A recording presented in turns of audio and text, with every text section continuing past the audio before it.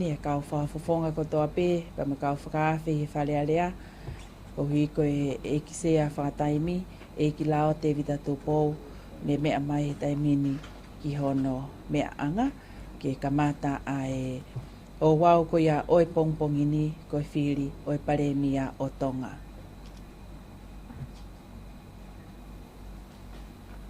E ki noa pere whafonga, whika uraki o wagau, ki taki mua tātou ki halotu. Himi whawhetai e kamata ki e tau rot whawhetai e tua mafia pongpongin. Ada mo e hirangaro e hau o Tonga. Tau maa e pule'anga a taki lotu. O e lotu e kakai koto vea e whanua. E whakoroa ai whatongia ma mawhakoen. Tau e himi me he tolungi au hibango furu maa taha. E kamata ki a tau rot whawhetai. O iai haki whanua.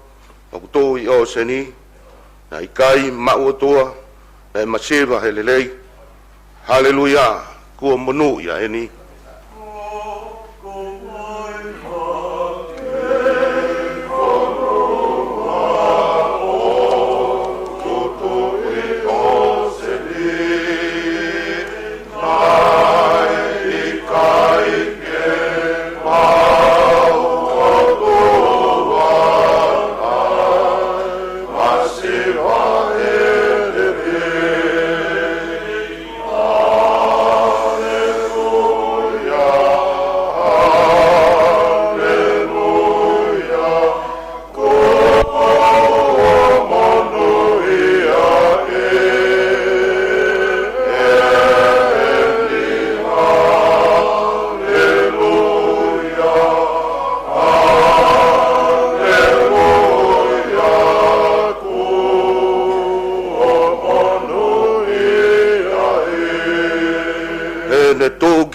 Ai lotu omi ai kau fai kau o whanongo e motu ki he mea ai TUITA o tafoki ai ho'iki mo hau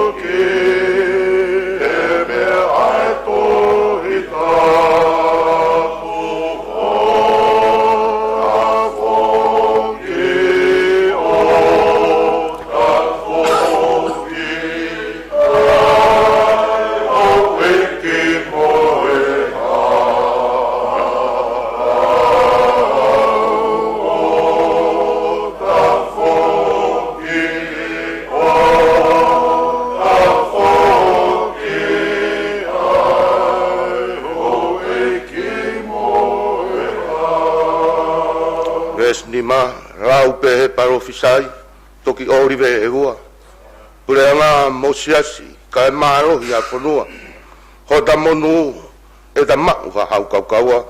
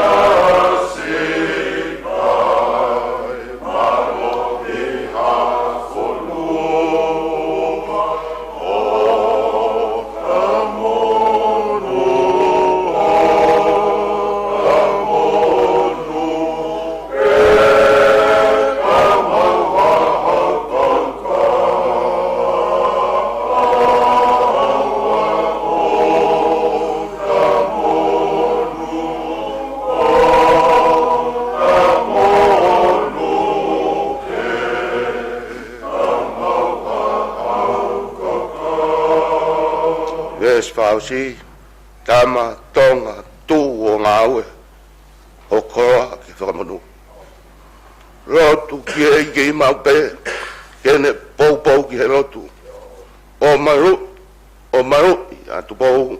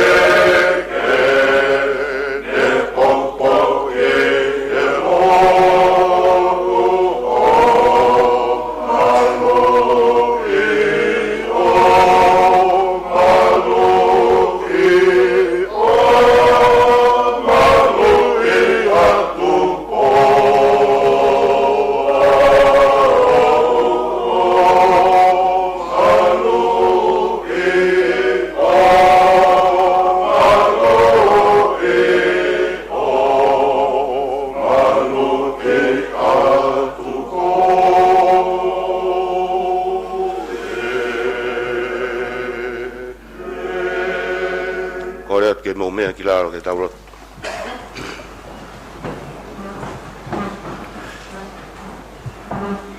O toa mafi, o koe, o kutuku ki ai, aha tangata, ai whakaora, hao whakatupu, e maulea, koe mau tamai o kui hewan.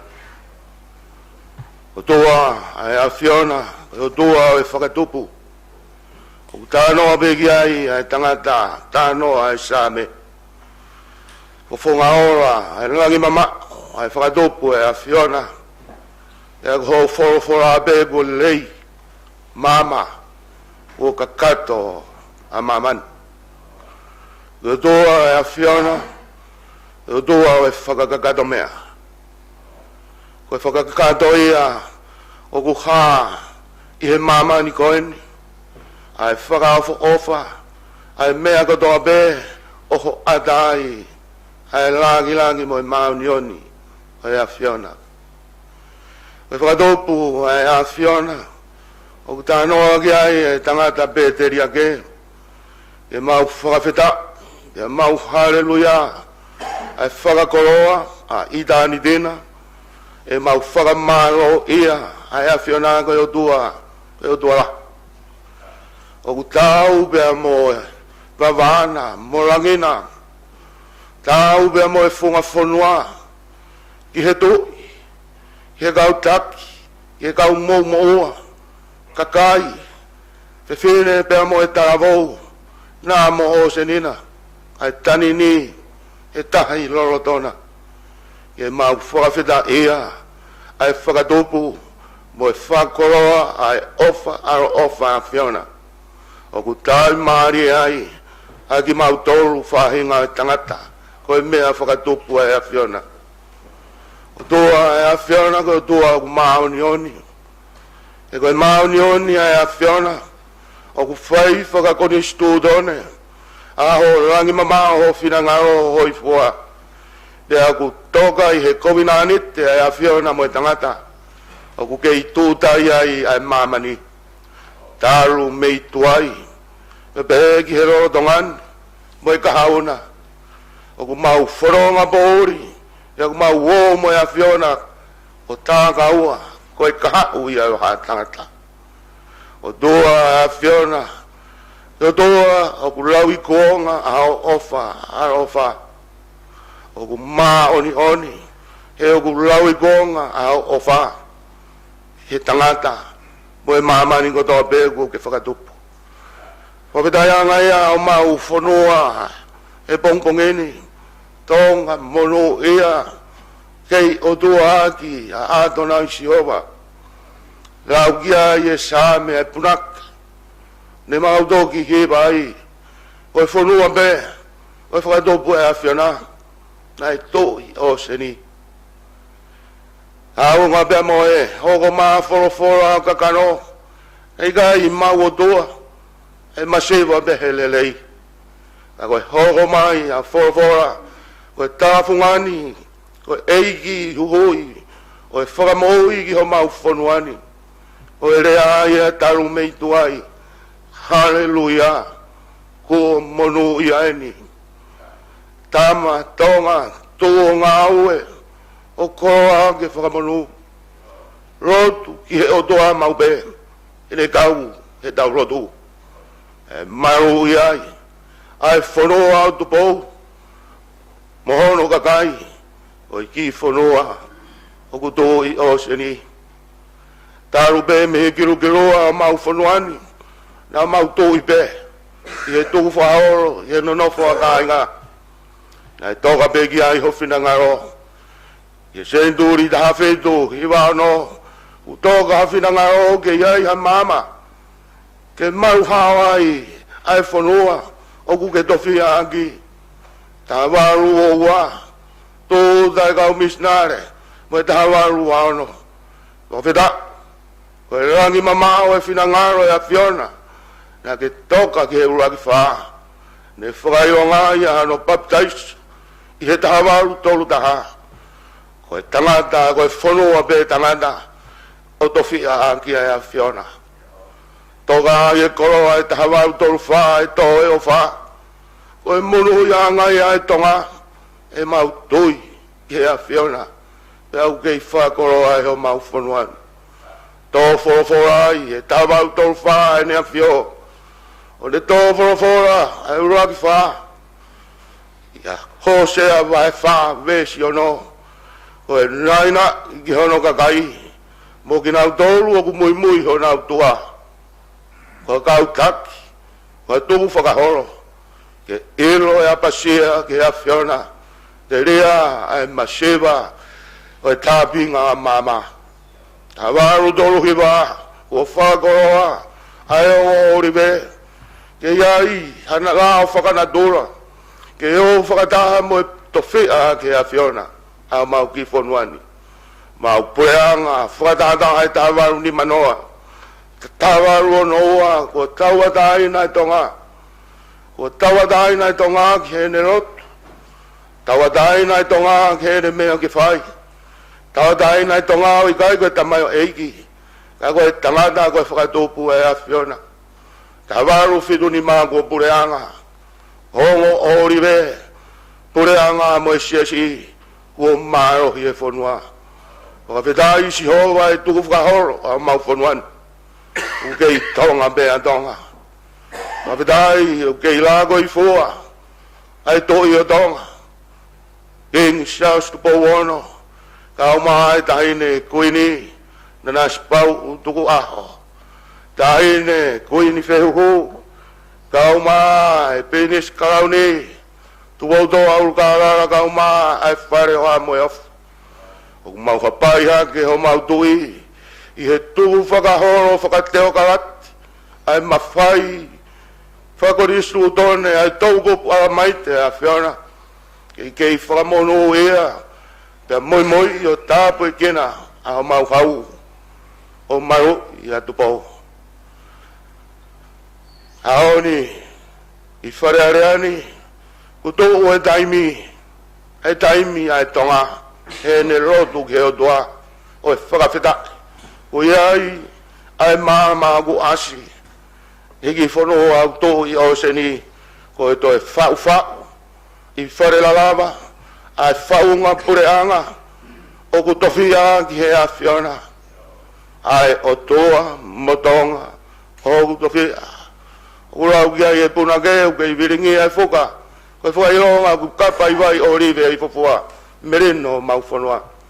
Pea ku mea ai heni, ai sea, reo, ke whafofonga, ai hau o tonga mhono pule'anga, ke whoto, ai ahoni, ai whakakoloa, ai rotu, ai kakai, mo ngā i kai ngā kotoa pei tua pule'angana, ai aho ku o kōpano, ai whiranga rope, pea whailonga i meitua i he a whiona. Ma rotu pe ki horau maari e maunini ke tataki e sea.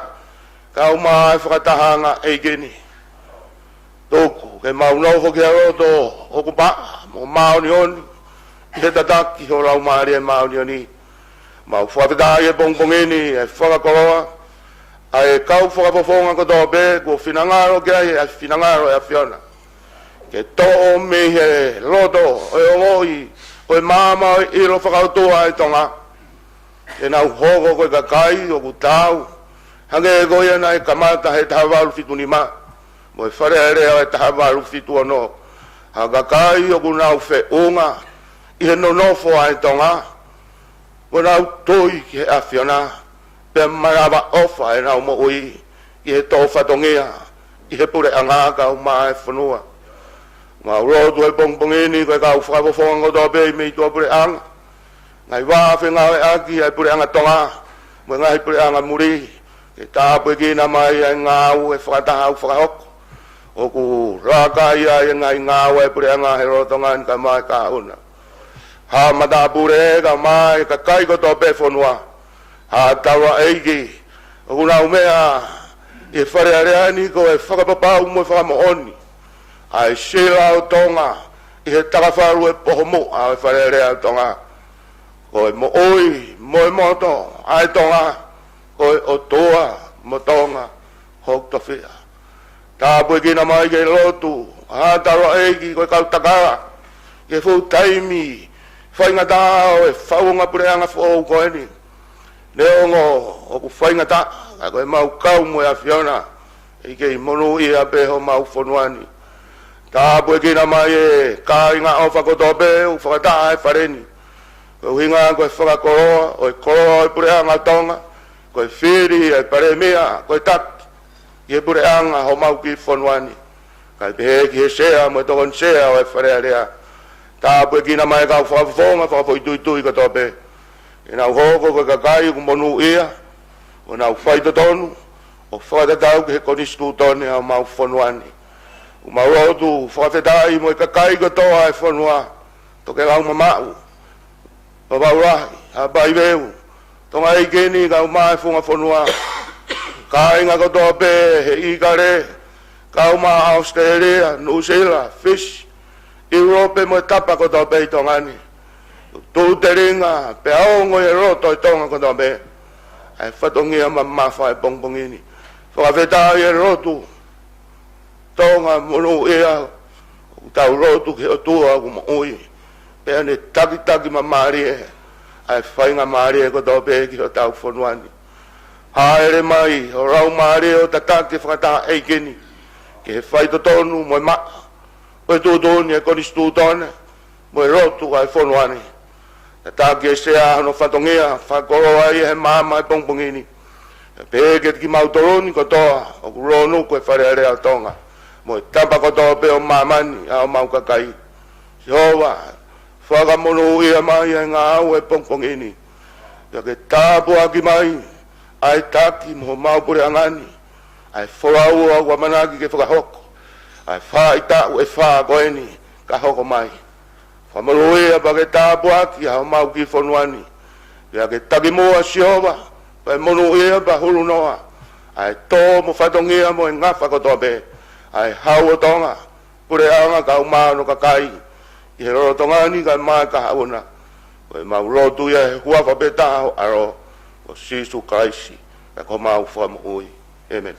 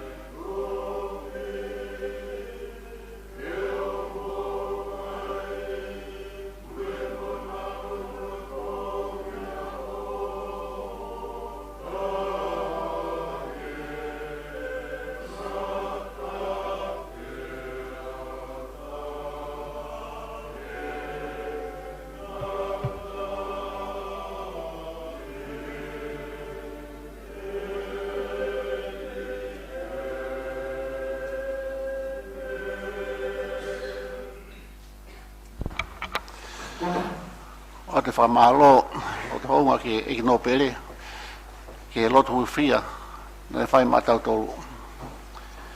Ko kore heni ki e karake, ki e whai mua a tari ui.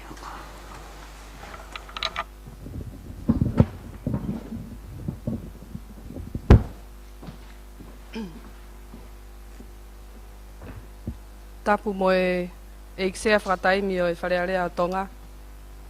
Tapu mo e ngaue'aki whafonga o e kaunopere ko FILI. Tapu mo e ngaue'aki whafonga e kakai ko FILI. Tapu mo e ngaue'aki o e whakatahotokoni. Tapu mo e ngaue'aki minista o e kabineti. tapu mo ho eiki talawhekau lahi, mo ho eiki ampastoa, me ngai whanua muri. Tapu mo eiki ho eiki takilotu, tapu mo kaupure o ngahi on ngaue, tapu mo ngahi mo kaupure whawai whanua, pai pia pehe ki he kakai kotoa pe o mo lava mai ki he whakataha angani i he pongpongini. Kai ata ke u fakahoko atu hono ui o ho eiki whafofonga ko fili ki he Falealea o Tonga ki he pongpongini a ho monite ua hiva o Tisema ua afe tawha. Eiki sea whakataimi o Falealea. Eiki no pere vaea. Eiki no pere ma aftuku i aulahi. Eiki no pere tui wakano. Eiki no pere tui afitu. Eiki no pere tui lakepa. Eiki no pere havea tui hateiho. Eiki no pere havea tui hangana. Eiki no pere nuku. Eiki no pere fustua. Samuela Akilisi Pohiva. Se misi lafu kioa sika. Siaosi ofa ki va folau sovareni. Mateni tapueluelu. Aisake valueke. Poasi mataere tei. Sione buna fa otsia. Se misi tauelangi fakaha'u. Pensimani e penisa fifita. Pohiva Tui'onetoa. Te vita lave mau.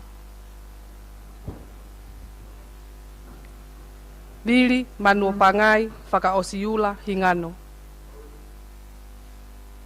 Veivosa light of life taka. Saia mau piukala.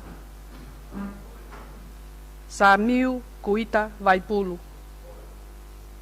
Etuate sungalu lavu lavu.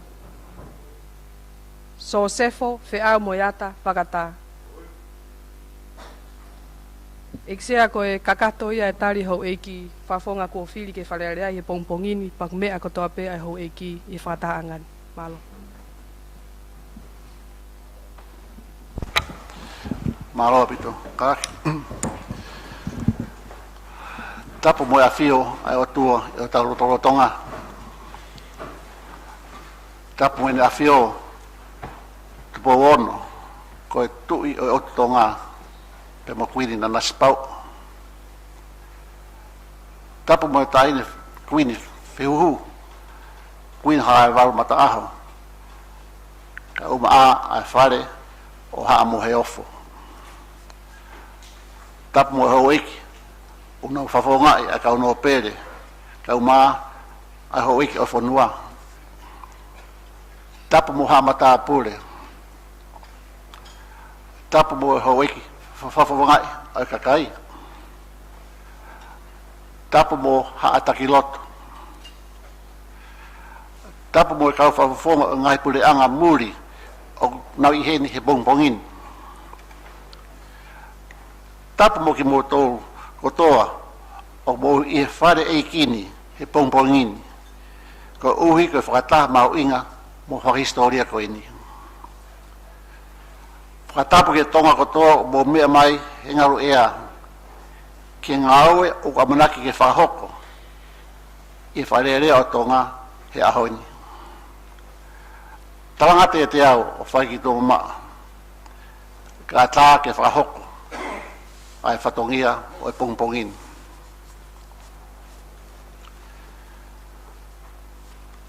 O kua tuku ai koloria mai whawhetai ki e tui o langi. Ko hui ko ene tauhi o whai o tau au sia le lei ai aho mau inga mo fa historia ko ini. Whakawhetai, o kula ko whiele leipe na fio, tupo ono, o tui o otu Tonga. Whakawhetai, o kula maali leipe a hau eki ko whiri ke mo whafongai, ai hau iki no pele. Pepe foki, mo ki mo tolu, hau eki ko whiri ke mo whafongai, ai kakai o whanua. O whakahistoria, mo mahuinga ai ahoni. Ko ui kono Umo'Uma'I eni, ai o wau FILI Palemia.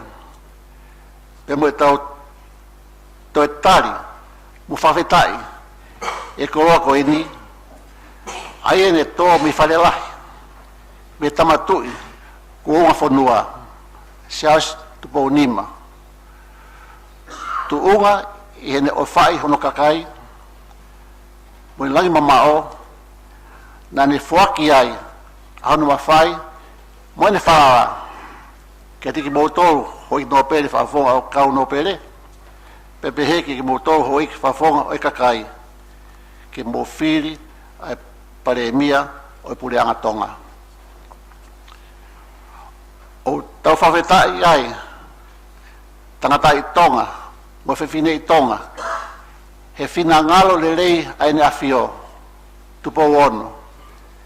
Ke hoko atu ai taui o mea ofa maonga ko ini, me e whare o tui, ki kakai o whanua. O ko whamaro foki, ke lotu nai o hake eki no pere tui awhitu, e pongpongin. O ko tui, o tau kau kotoa, e tau tapa ke lau maria maoneoni, ke te taki e ngāoi mauinga o ahoni. Ki mua ki hoko atu, ko whia whakaha ki mo mea, o i kai ko whata Falealea endi, e whouga maini. Ka koe whakataha pe a ki mo tolu ko whiri, ke mo whawhangai a hoi ki no pere, mo ki mo tolu ko whiri, ke mo whawhangai a kakai o whanua, ke mo whakahoko, a FILI LAKANGA o whakatatau ki e konistu tone. I ene pehe, o i kai ke whima ke whakafua kawa i mōtoro. E toki whakahoko ia, i mō ura ki whakataha, hiri ai FILI ai Palemia, e sea Falealea, mōn toko ni. Ko uhi ko i mauinga, mo whakahistoria e whakataha ko ini. Ko whakataha ai, ai whakataha ni, ki kakai o whanua. Koi ai, o ko whakata a kau whai o ngongo, ke nau kau mai e hino le kōti, ai whakatahani, ke inasi ai a ki nau tōru, o i kai ke nau lawa mai ke whareni. Ko le tio e whahoko hantono atu pē, e Taimi kotoa, ke inasi a tō tapuni, eua, hapai, wawao, ni o top tapu, mo ni o fuou. Ko ngai whaita, mo televisione, mo internet. E whahoko whatongia pē, o ngata he osi a ngai malanga ai hoiki, ko FILI, pe nā toki mamahe atu lewa ki nā tōru, me whareni, kai whakahoko, ai FILI whakapuripuri. Hange ko ia ko Umo'Uma'I, ko e tau whakatai a honi, ke mo whakahoko, ho mo FILI ha tokotaha, ia teki mo tōru, ke hoko ko e Palemia FILI o Tonga. Ko whaunga e whai ake a FILI ko osi whakahoko atu i hatohi. Pe deo osi whakamata kakato, i he tau whakataha na e whai i Falealea Convention Center. Ni ongo ia, te whakamata, toi whakamata atu pe, a whaunga e whai ake a whakatahani, ki ono FILI o LAKANGA Palemia. I e hiri a iku whakauhaa, e whakaawa lewa e kake pule a puha, na tau iai a ngai sila, o ki ai ho mo ngai FOKOTU'U ki e Palemia FILI. O omi ngai sila ko toa ke te au. Te whaawa lewa ngai sila, o kamata me uraki kono wha osi, whatatau ke Taimi mo aho na mao ai. Pe te ulau ke mo meai, a FOKOTU'U i ngai tohi takitaha, me uraki kene osi.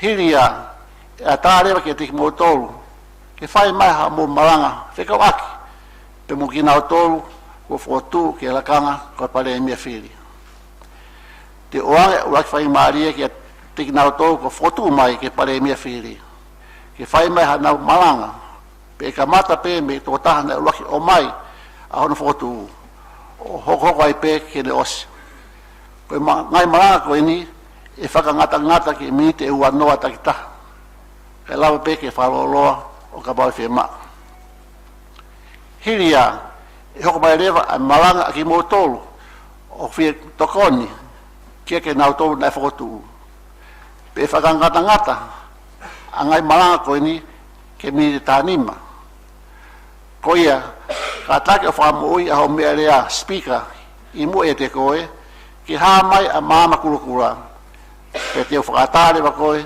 ke whai mai hao malanga. Te whainga ke wahe a ngai malanga ke pānis pe potpota tau ke ngai whai.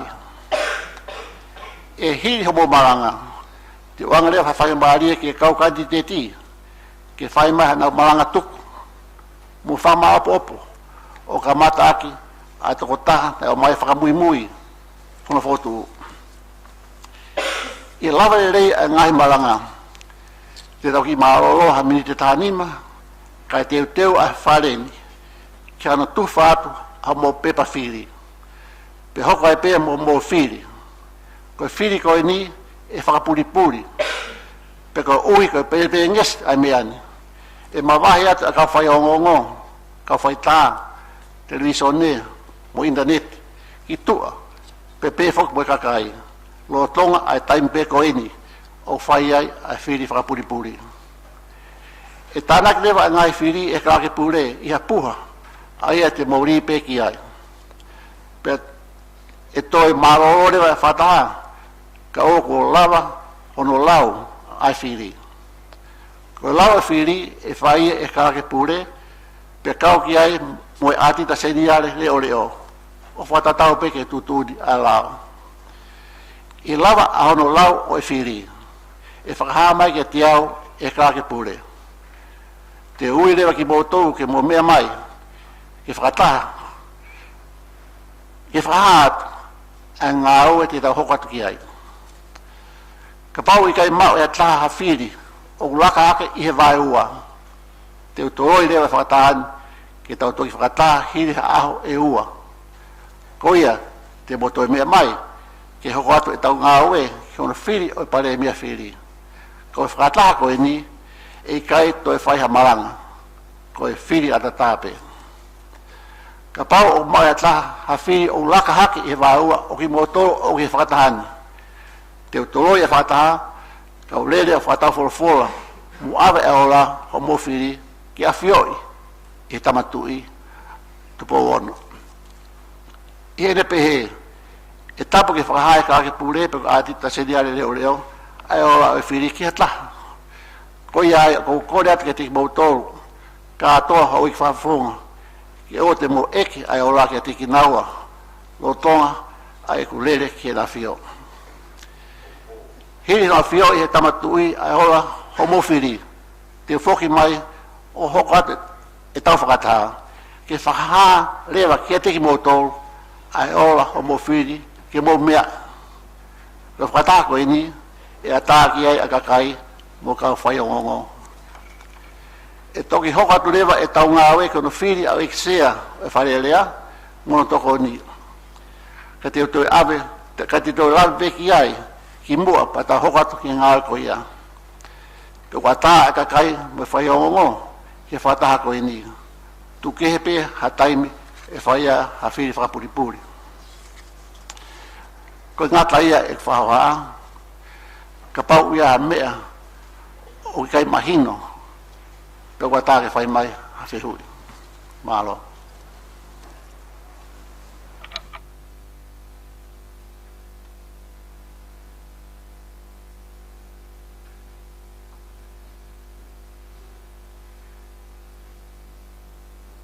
Mālo hawai. Kai ki o sia ka māma kua. Mālo mahino pe e whamatane o sia atu. E le pehe ko lewa ki kāke pule kore po leo. Ke le whakahawa a puha kua whao ai hau mō ngahi FOKOTU'U pe o mai ngai sila ke te au. Malo.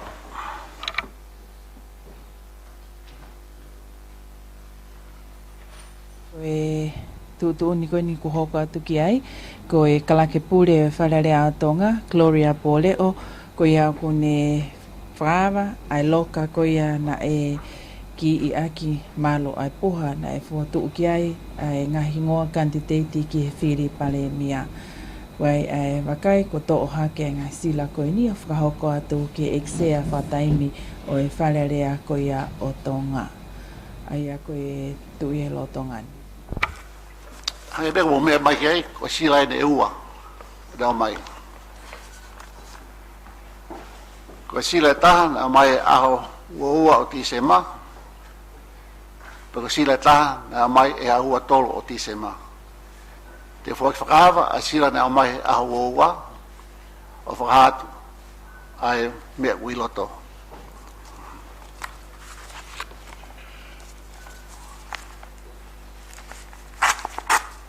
Ngaue'aki peki here kosi ki ono whakahawa ko ia o e sila na ua ki whakahu atu ki eksea e Falealea ko ia o Tonga.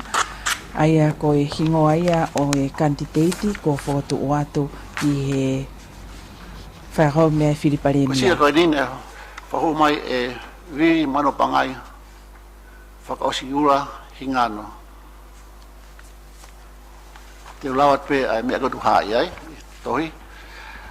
Aho ua Tisema ua noa taha lotu pou eksea whakataimi Falealea o Tonga. Eksea FOKOTU'U ke tuunga eiki Palemia. O ku mau whakaapa mu fakahoko atu heni ai mau FOKOTU'U a SAMIU TUITA VAIPULU ke tuunga Palemia o Tonga. O mau amanaki e tairelei ai FOKOTU'U ni. Whakaapa atu lotu i la kepa, whawhonga hoiki, no pere o wawao. Popoki ai, lotu nuku, whawhonga hoiki, no pere o ewa. Popoki ai, viri mano bangai, whaosi ura, hingano, whawhonga wahinga whiri hapai tahaua. Peko toi whamoni i lao, pe toi whamoni ki ai a SAMIU TUITA VAIPULU, o ni tari, a FOKOTU'U koe ni, o whahoko. FOKOTU'U laki e hoiki. Mea mai pe.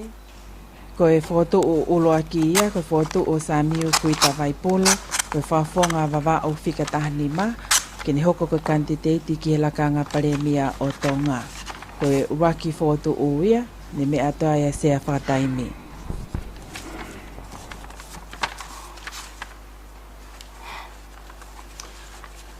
Ka FOKOTU'U waini na maa ua tolo Tisema, na whakahu mai ia e toke tā Pohiva Tui'onetoa.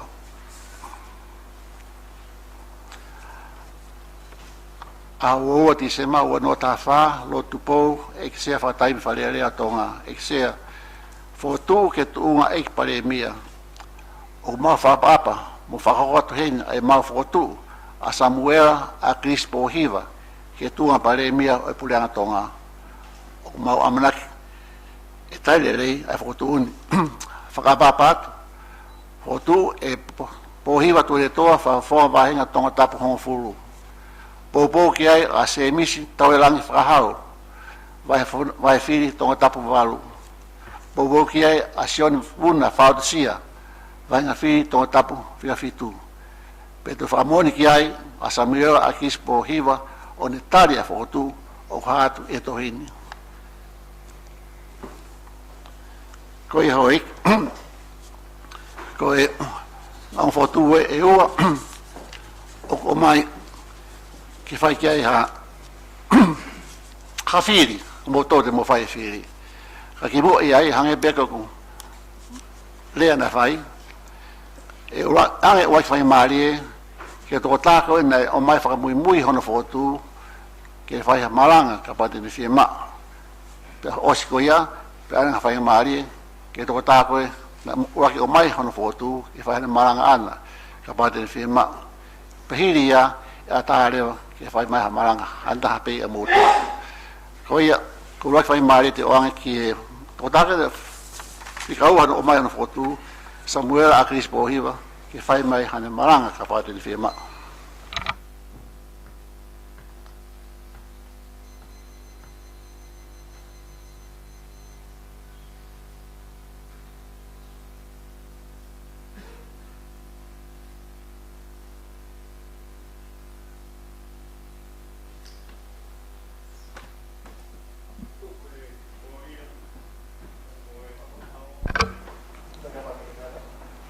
tau tuku e Gloria mo whamalo ki e o tua i lang tau poto.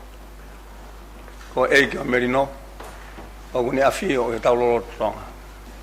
Ka ta, ke whakahoko, whakamalo, mo whawheta e tau au sia. Ai a whakahistoria, mo mahu inga, ki o tau ki pule'anga. Whatapu kene awhi o tupo wono, ko tui o tonga. Whatapu ke taini kuini, na naspau tuahu. Ate whatapu ki a lot, tui wangano, ko sefa Taimi, o e Falealea. Whatapu ke kau whawhawhonga, o e hoi no pere, o tau i hene ahoni. Te pehe ke kau whawhawhonga kakai, o whiri mai ki nau tolu ki nau hoko e kau whawhawhonga. Ki Falealea tonga, kamata he uafe. O fulu mani ma, ki he uafe, o fulu ma malu.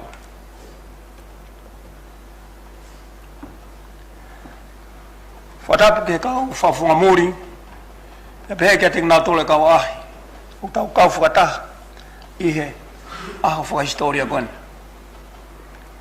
Whatapu ke tong katoa, o Umo'Uma'I, me tua pule'anga, ki whataha o e aho ni. O koutui o ki kai hatoi mea, fo'ou, ke whakahoha asia ki mautolo.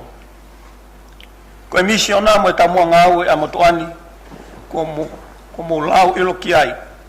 Lo tonga e Taimi loloa ni whakahoko whatongi ai, i Falealea o tonga. Ka te watu pēha whakamalo, ula ki o kua te whakamalo ke kakai katoa e whanua, ne mo whiri au, ke u hoko ko mo whakawhonga, lo tonga e tau e fulu maa malu, kua tau sitoa ki ai. Ka e tau te whito, ke ho eki mo kainga kotoa o kolomotua, tonga tapu ula ki. Ko hiri whake mai ho mo falala ki he motuani, ke u lava a FOKOTU'U, ai misiona mo whakaamu, na e toka ki ai a manaki, mo e whakaukau ai motuani. O wate u whakamalo ke te motolo kotoa pēna e whiri, e kakai ke tau ngau i whakataha mo e motuani, e ngahi tau lahi ko tau sitoa ki ai. O te whakamalo ke Palemia, loto i wangano, mo e hoi kabineti, e tau ngau e mai i hoko hiri, o a mai ki ahoni. O te whamalo ki ho ek no pere, pia pia ke kau whawhawhonga e kakai, ne tau ngai whataha mai motuani, o a mai ke momenit koini. O kuate o kore whamoremore ke whare haa mo heofu, ho eke whanua pia mo e kakai kotoa, o e o tongani, ka pao na ia hato whatongia na i kai hoa, mo mo whakaukau, mo amanaki. Ko e le rei ta aia, na i whenga i motuani, ke whakahoko ke whatongia, lo tonga i Taimi loloa, na aku i Falealea ai. E kai whuki ngalu e te au, e kau pou, mo e ngai maheni, na mou tuu ta whaaki, o tokoni e motuani. Lo tonga i Taimi whihi mo whainga ta, o e hala whanonga na i whoma e motuani. Me he kōhiri, kahiwa walwhitu, o au mai ke ahoni. Ka inga, kua mamata ke tō mui, o e haku whatongia. Makatonga he taki, whanonga hao, ai o tua mafi, pia mo i falala kua mohiri whaki mai ki he motuani. O kua whia whakahaheni.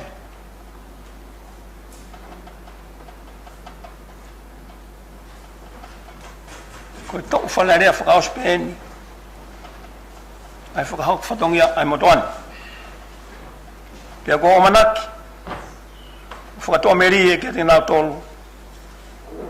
E whiri he kakai whanua, ke nau hoko atu e tau ngāwe. Iono malu i o pule'anga whakatu'i. Pia pehe ke tau ataina, mo totonu a kakai o whanua. O whalahi atu, o whake mō maa, a tau whaonua, monu ia, mo kresi ia, malo. Malo pito. Malo e kua whonga, ai maranga. ko whakata tu whai mai ko ini ki whawhonga whire taha SAMIU TUITA VAIPULU ki whai mai hane malo. Malo se tomo tu koe whatap ki awhio ai o tua mafi i o tau lotonga. Whatap foki ene awhio tupo wono kau mai taine kuini nanas pau kau mai taine kuin whehuhu moi whare o haa moi hofo. Whatap foki ki he pinis kalau ni tupo toa uka alala ngaue'aki. Ato e whatapu ke wheitu na itea Taimi o Falealea Tonga lo tupou malo mua ho ke lau maari lelei tau au si ai e pung koen. Whatapatu ki e nopele vaia kau mai ho ik whawhonga o kau nopele o whanua. Whatapatu ki a SAMUELA Akilisi Pohiva mo e kau whawhonga ho ik whawhonga kakai tau i he wharen i ahon. Ata whatapu ki he kau whawhonga ngahi pule'anga muri o tau ngaue'aki mo tongani o tau heni hange ko kau ambastoa kau hai komisiona ka pe foki mo kau whawhonga whalangi o ngā vai whanua. Pe ato e whatapu ki he hoik minista o e pule'anga Taimi o lotonga ngau e whaasio nau ngai whatongia i lotongani. Atfo e whatapu eksea ki e kau taki lotu ko toa pe o tau heni e ahoni. Kore ki awata e whatapun ki e kakai ko toa e whanua. Tangata i whanua mo e whewhine i whanua Tonga. Pe au sia e whatapuni se tau whanau mo e hakatupu o e whanua. Pe fo e whatapu ki e sola mo e vulang o tau au nofu mai ki e whanuani. Tomo tuku pe eksea e whamalo ki e tui o e langi. E ne tau la mahao ki i la koe fia tupou. Pea ki lau maari e wheitu una whahoko e whatongia o e ahakoen. Ko e ahoni, kua kotofa e ke whaia no FILI, ha TAHA ke hoko ko e Palemia o e whanuani hange ko e Umo'Uma'I. Kene tataki ai whanuani e ta o e wha hoko mai. Ko e mawhamalo e eksea ko o atu. E kau ngā whawhonga SAMUELA Akilisi Pohiva. Koe motu ani ia eksea, koe motu a ngāua pe. Kōku heni ke fakahoko ai whatongia ki e kakai o e whanua. Pea ke fakahoko ia ake alerei taha ki e ngataanga. O iwi mo e mawhai o kia te au ke whahoko akia. Mai no i ngahi ahoni eksea. Tuunga o kia ai pea whekuki mo e whanua. Ai fusi mo o mo. Ma siwe siwa he tapa kotoa o e mo ui. Whakae sino ata mai pe mo lau mari. Ka hirio eksea ai fusi mo omo i api. Ai kai whiau. Ai whi mau. E mea o kuala mau.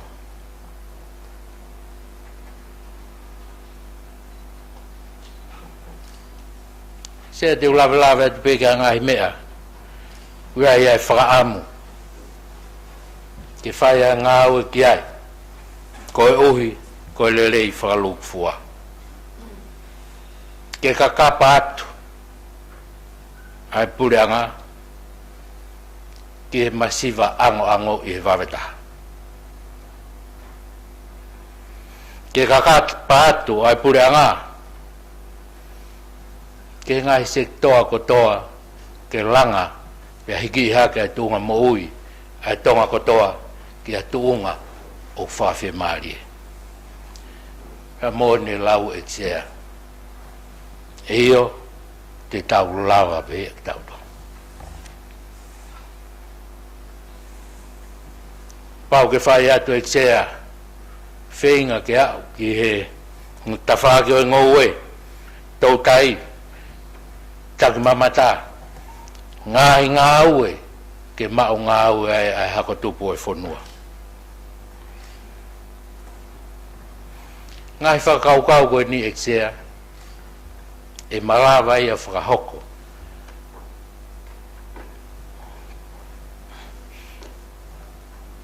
e ki tau tolu e he tau watu e wawe taha e whai ai sio moe wakai koe ha ai ngau e tsea khange ko fehu I ko ngai whataanga ngai siasi ko ha ai me a te tawala fai ke asilia le re ngau e ki whahoko e tsea ke hoko o na tai hoko ki mo he ulak mai na no e tsea pe lava pe e tsea e lava pe I he tokoni mai ai e ki pea pehe ke wheitu na eksea mo e toko taha kotoa I he whonuan ke tau whi ngaue'aki pea tau ngaue'aki ai pea te tau lawa ia eksea taha ngahi whakaukau eksea lolo tongani where apaanga liquidity I ngai pange kau kai lawa tonga ia ke no ko uhi ko malui eksea kui ai whakaukau ke langa e hea ke ngahi bisnisi hiki mo loto I he whonuan ke lava mau ngau e kakai o whonua aki hano FOKOTU'U hapaanga ke pange pure whonua ke hoko ko paanga malui o ngahi no ai ku fai felo toi ke mo ngai pange na whapapau ko ngai whakaukau le ke lang hake ai sektor tau taha tia eksea te tau lava pe tau to e kai tai lava I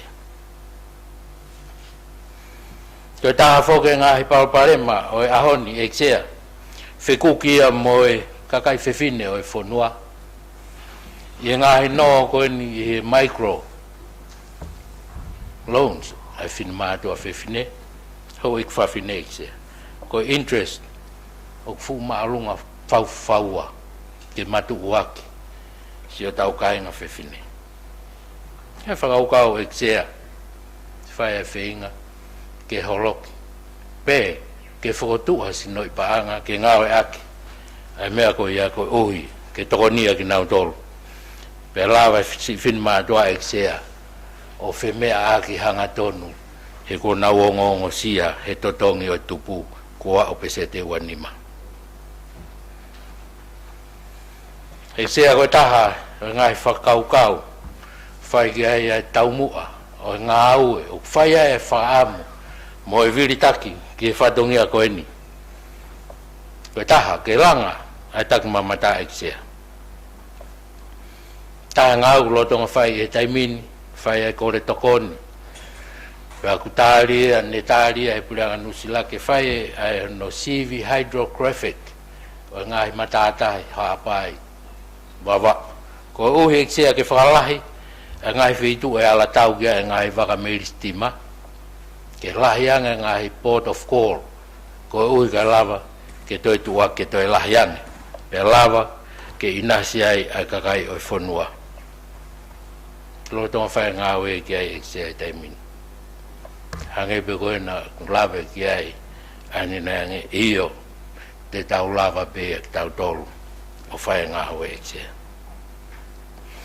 lo tong fai fo ki se pa ko watu ngawe ki he Falealea ai malai wapuna fo motu ka malai wapuna lupe pau i vava ko kai ngata pe he frafefeka mo fa malo iange o toanga wapuna ka lo tonga fai mo sio ki ono whakaloloa o malai wapuna ko ni ke lava ke tuuta mai ki heni ai wakalalahi ange hange ko fit fa fitu pe ai mo fitu ke tawai ngai wapuna pe ko mana ke se ku ia ka ani ke o mai ke fai ngaue'aki ngā mea koe ni e waweta. Ko uhi e la vai e ksia ke tau mao mai ha kau investor ke langa hangai hotele ka lava ke makape ai tak mamata ke olunga e ksia.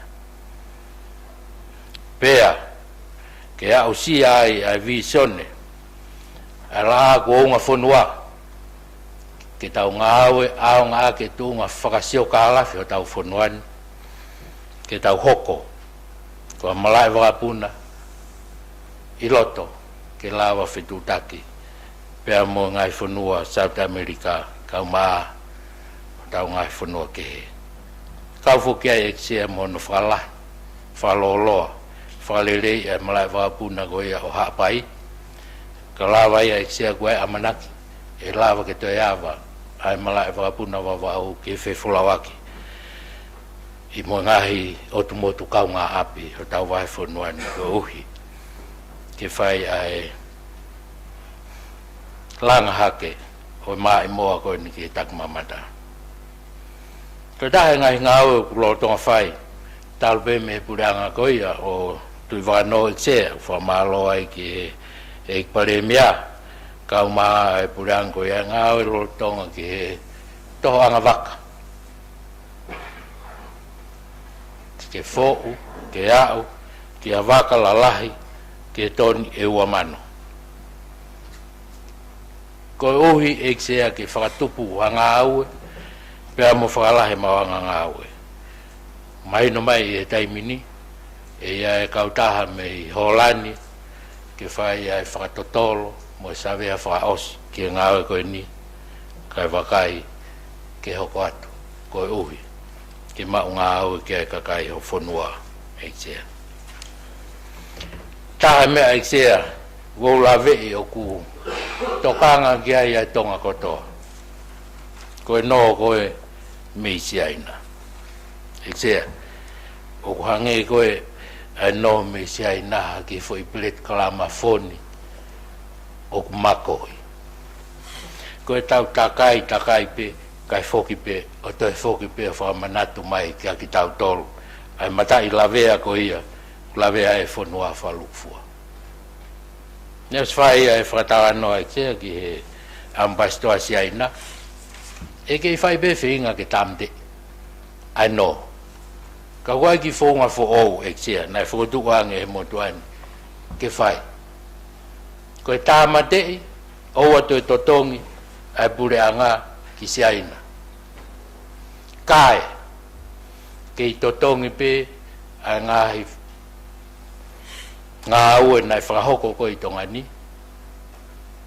ka ke toloi ia i hafu i tau loa ko uhi ke i malawa pe he ngahi bisnisi ko ia mo ngahi whaunga ko ia o totongi pa ke i lawa pe mo ui mo e nau ngahi ngaue'aki pe a holoki mo interest ki a interest o maange ko panga lewa ko ma me ai exia ko fotu ko fai ke pule'anga ko ni ke mali uia o paanga tokoni ke ngai community ko tokoni asiaina ko fe ai project pe ko ngau ki ai e felotoi ki ai ai ngo pule'anga fa ko ki fa tumia ko ia ai paanga ko ia e ta ke ta ka ore ko osi ai ko whafua ka pau e whaloloa Taimi tā koe e ngahi no ke tolu noa ke he whanoa e lava e ksea ma lava le rei pe pe tau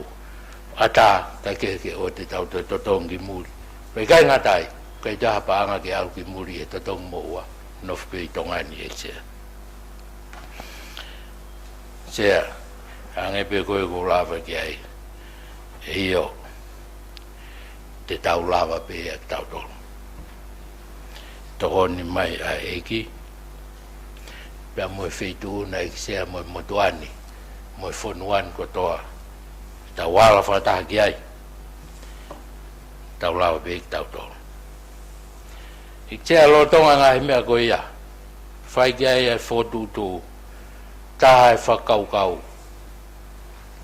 mo e tuku pā kua pau ke tau'i ai whaihala i e whonuani aki ai whewhekata mo e mālo i taha ko e uhi ko e ngahi langa o tau whai e ksia ke lava ke lato mo wa'u atu ki e kakai o e whonua pe ha'u ia i he whaunga o totonu mo mui mui ke lao ko o sifatu e whaleni pe atari e ne afio ke hoko atu ke a eksia ko taha foki ngahi mea eksia koe nai mea ke ai whitu na whilawe i mo siaus tupou nima ko taha ngahi wholofola e tama i e taimi nai hoko mai ai ai motuani o whahoko whatongia ko e minista lao i wafu mahiva ko ne wholofola ko e liriu ko ni ko ne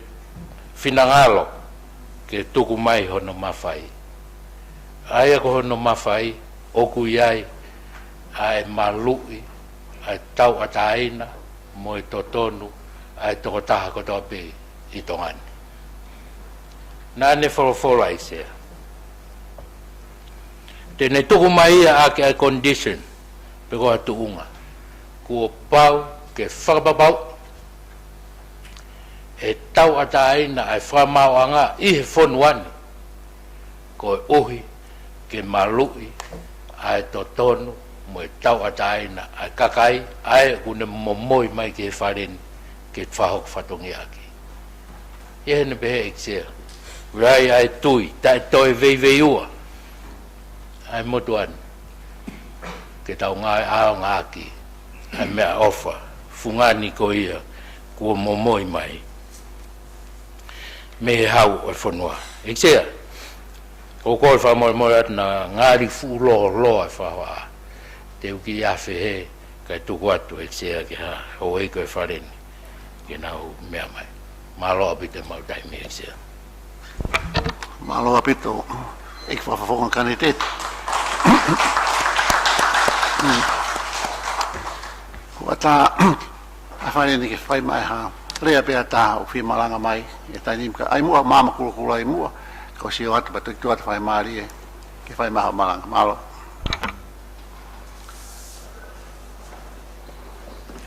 a whonga ek no pere wawa o malo atu ek sea mau whainga maari e tapo atu ke tuia Tonga Bowono a mai whare ha moe o fō. Whatapatu ke whituna i ksea. Sa kore pe mua i ksea ke uhu whanga e whakatapu ko si anoa whaki, o whare eiki. E ria e ksea nā tō hata kai i te ngia e motuani e ksea. E ksea ko uwhi whakawhitai peke o tua mafi, o hange ko e lotu lerei nai kamata aki. E eki no pere tui a fitu ko e kamatanga ia o e FILI ha Palemia mai kakai e whonua Tonga ai au kumea kia e kakai kotoa i e whonua ne ksea e ksea vange ho tūtū ni o paupe ke mau mupui pau ke tūtū ni a feituna i ksea e ksea koe tūpea motuani koe uhi, koe motuani nai whakamoni atu o FOKOTU'U. Ai taha o e kau kantiteiti. Aia nai hiri e ne mea malanga atu. Pe koia o kulo Tonga tokon Palemia i e whonuani e ksea. E ksea e kai keu te lawe au ke ngai mea. Moni mea ku mea i he kakai e whonua. Kai umai kau mea mi pā kotoa o whikawaki. Pea mo e toko taha koe nii. ko SAMIU kuita VAIPULU eksea. Eksea hange ko mea ko he mea eksea ko fe lava tau eksea ko ia mea ko fe lava ki ai. Heri ai fili Falealea he fonuani eksea. Taini ha fonga o ngongo sia ko hoko fonua e kine eksea. Ko awa mea fi na fili pe pe mea mai ho e ki pa i afio kene fili. Ai ek Palemia pa ek Palemia mo ka minista eksea. Ko ririu faka politikare fo pe faka demokrati tu i faka institutone ko ni. Heri hono fili pe atoku mai rewa ke kaume mi pa. Ke na utok fili. Hata ke kandidate o hange ko ia ku ha i he fofonga fare iki eksea. Pe ko mea ko fe lava eksea am sia feitu na ke no pe tonga eki. Ko fu Taimi fai kata alai tahain. FOKOTU'U ma ngai family i toke lau. Toke mea i pe eksea mau famu ke mau foki atu ma ngai family. Ka ko uhi ko tutuni. Mo fa ko institutone ko pe mau FOKOTU'U ai. I tonga iki eksea. Pe ko alo ai eiki meri no ia tamasi. Na tutuki. Ko uhi ko ki tau tolu no toa eksea. Pau tau fafta ia eksea. Ko wawa kai ke fare ikini. O ku mea hen. Ai eik paisteni. O saswistia na o tonga. Ka koe fai whikau whakatu i tapu moi a eksea. O ku mea hen wei e pika pō o eksea. O ku mea hen wei whitungo fulu. Paisteni sas tonga. Pea fonu keres ia ho fare eiki eksea i he teu whiri o whai he kau whafonga eksea. Eksea wha mea ko mea nau lawe ki ai ko yonga tangata eksea ko FOKOTU'U atu. Pea ko upou atu eksea mo FOKOTU'U atu. A SAMIU kuita VAIPULU ko i pe eksea fu fola ta'u e ne ngaue'aki i he pule'anga pa mo fonua pa i he Falealea. Pea kai ke ngata nai hoko ko loea. Pea toi hoko ko e minista eksea pea koe e TUITA e vei veiwa eksea whakataha mo e FOKOTU'U o kuat me feituna eksea pea whakatawange te tau maua whiri le rei mo totonu mo mone eksea rewa malanga tau atu. Malo pito ikino pere malang ko fai ata ada fakitaha ko mai hanau lea ka pokia malanga ta. Ko ia ko fa fonga fika hon full o Tonga. Malo.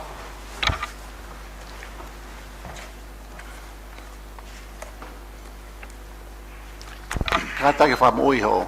Oia ka moi. Tapu mo e awhia o tua i o tau loto Tonga. Tapu mo e ne awhia kingi tu Bowono. Tapu mo e taine kuini mo e whale hoa mo e ofo. Whakatapa atu ke wheituna eksea.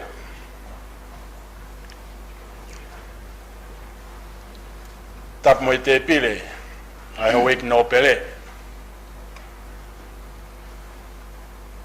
Watapu foki ke o kaunga whakafofonga mi e kakai e whanua. Watapu atu ke kau whakafofonga e ngā i pule'anga muri. Mo e kau whakawhi ko toa pē o tau i he whareni.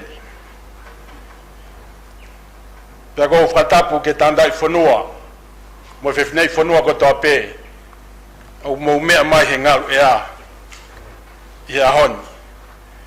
Kau tala mo ka poi mua, ke a tak e motuani, ke atu ai malanga poupou, makatuunga, i e FOKOTU'U a SAMUELA Akilisi Pohiva, ki e LAKANGA Palemia o Tonga. Eksea, o kou tomua whakawhetai ke tui o lang. He oku hegi ke pehe ko furi takere eni whanua. Ke ngoto ai amata umukatea. Kai whakawheta, heu kei kapape e lupe he taua. Peu kei viringia mo e tafuka. Kei leo meri e pe, ai afo koula, o tua mo Tonga, ko oktofia. Sea, ka mai hoi ki no pele, pe pehege e kau whawhonga e kakai. Ko winga e FOKOTU'U a SAMUELA Akilisi Pohiva, ko e Palemia o Tonga. O makatunga eni, he taukei ku ausia e motuan. Lolo Tonga, ai tau e tolongo fulutup, ai whaifatongi a mai pule'anga Tonga. Ko e atita seniare. Ne ula kai mai ai, he ngāhi pule'anga la, mohona o kautaki.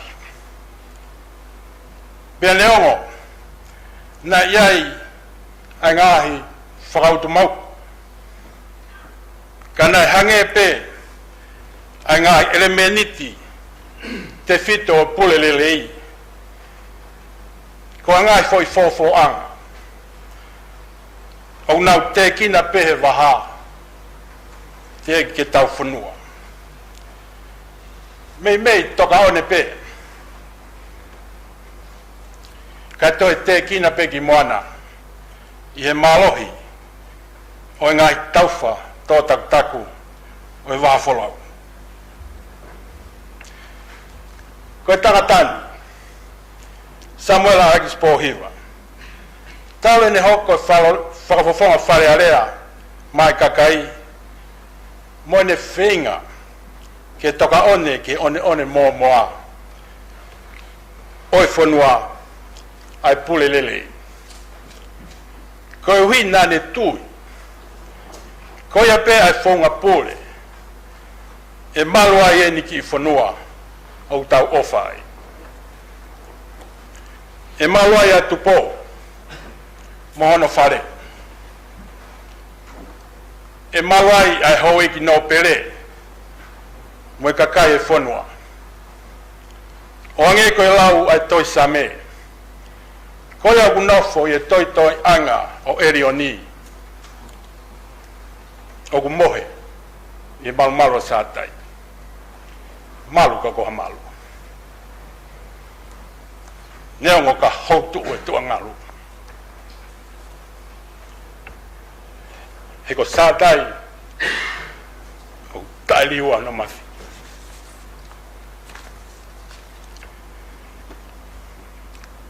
Ko Samuela Akilisi Pohiva, nane fuafua hoko, ko whakafofonga Falealea, i taiwa walfitu. Be tau fili Falealea hoko e tahiwa hiwa noa. Nane hoko ko e whakafofonga whikaulaki, ma e wahenga fili tonga tapu, o a mai pe ki he tau wafe hongo fulu. Pe me wafe hongo fulu ke ahoni, o kune loa tonga whaifatongia, ko e whaafofonga me wahenga fili tonga tapu uruaki. Aia ko e kakato ia e tau e wawalu. Ai ne hoko e whaafofonga Falealea, hoko, talu me taiwa walfitu. E whiunga mo e tau e tolua, ki e tau afe tā walu, ai ne whakahoko whatongia, ko e whaafofonga o e kakai, ki Falealea Tonga. O fuloa a historia, o e whakahoko whatongia, ai whaafofongani, ki e whamatala whakaauririk ki ai. Pea gulau iro ki ai tolahi, I tongani, pea motua pule'anga. Ka te oatu pe hangai konga, ke tau wakai ki ai hange pe hangai maka, mai le nai. Ki mua he tahi wa walufitu, oa mai ke ahon. Ko tātua ai ai whakahoko whatongia e toko tahani, e ngahi newspaper, ngahi makasini, televisione, ngahi le teo whakawaha pule'anga, ngahi ripoti, Mengai pepa utawi, mengai lai peri ngai university. Ia Tahiva hiwa noa, na FILI ia whakataha, mo epiko pō marolo e siasi katolika loma, pātere sio whinau, e Magasini Island Business, ko eonga tangata o e tau. Nai makatu'u ngaeni, i hena Taimo, ana tau kawe ia e totonu, ke kaua e kakai o e whanua, i hono whakalele o e pule'anga. Ia Tahiva hiwa noa ai pe, na whakawhe ia e State Department o Amerika, ke le aahiange whiunga mo e wawalu. O ne whiloa mo e kautaki, i ngahi wahi whanua kehe e ono, o e pule'anga Amerika. Pea kone o si kawatu ke ngahi whakataha whakawharearea, ai kautaha whakawharearea ko monueri, i ngahi whanua kehe, o Tonga e tau e wawalu koeni, o kune i Falealea ai. Pea i Tisema wafe tātolu, na foki e te ia e pare whakalangilangi, ko e Defender of Democracy Award. E kautaha whakawharearea whakawapule'anga, whakamamanuahi, o iloa ko e Parliamentarians for Global Action. Pea ku iloa pe ko e PCA. Ko e pare ko e ni o foki, kia teki nau tolu, nau Taimua ia whanua pe pule'anga, i ono teke mo tau kawe ia tui whakatemo kalati.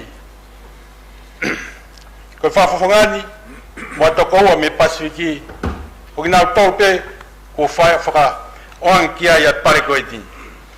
Aia ko e Palemia malolo o Nusila ko Honorable Helen Clark, pea mo Honorable Don McKinnon, ko e Minister ki muri malolo o Nusila, lo Tonga ene kei Sekretari Seneare ke ngai whanua ko monueri.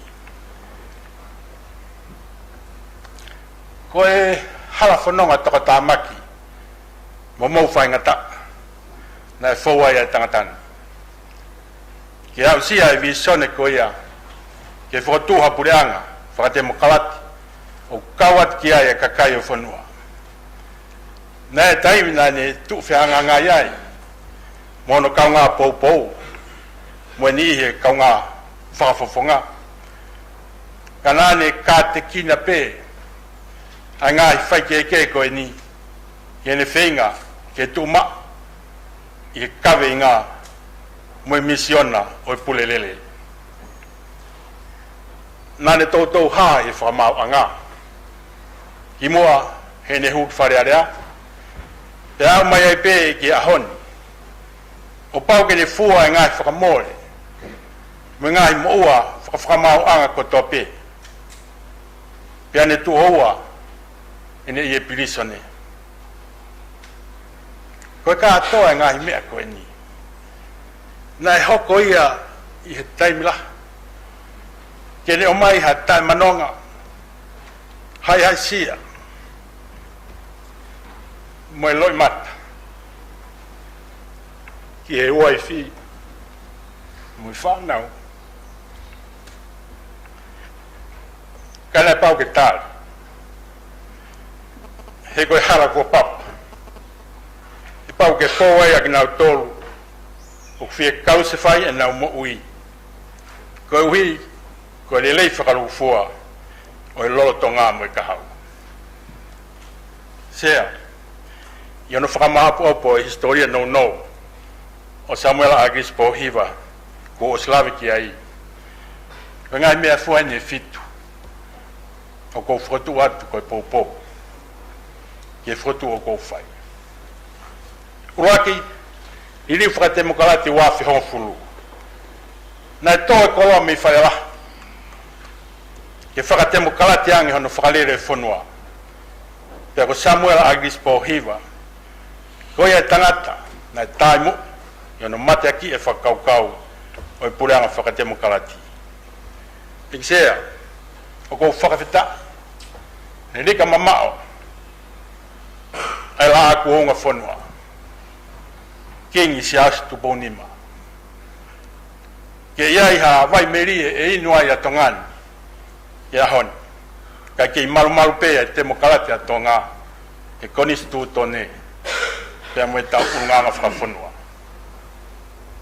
ua ko tawe ni wava ai ke falala ka kai e fonua ke tataki o fakahoko e tangatan Filavi me pure fakatemu kalati pe ko le ko tia ho tau pot tahini kia ta ke ne foloa e Falealea o fafofonga ai le o e kakai tol pule'anga ko ne tau kawe ia kawe ngani he tawa o kai mana pe kai mai fonua falukfua ko pule'anga ko ha mission na maalunga ia ke tataki aki hapule'anga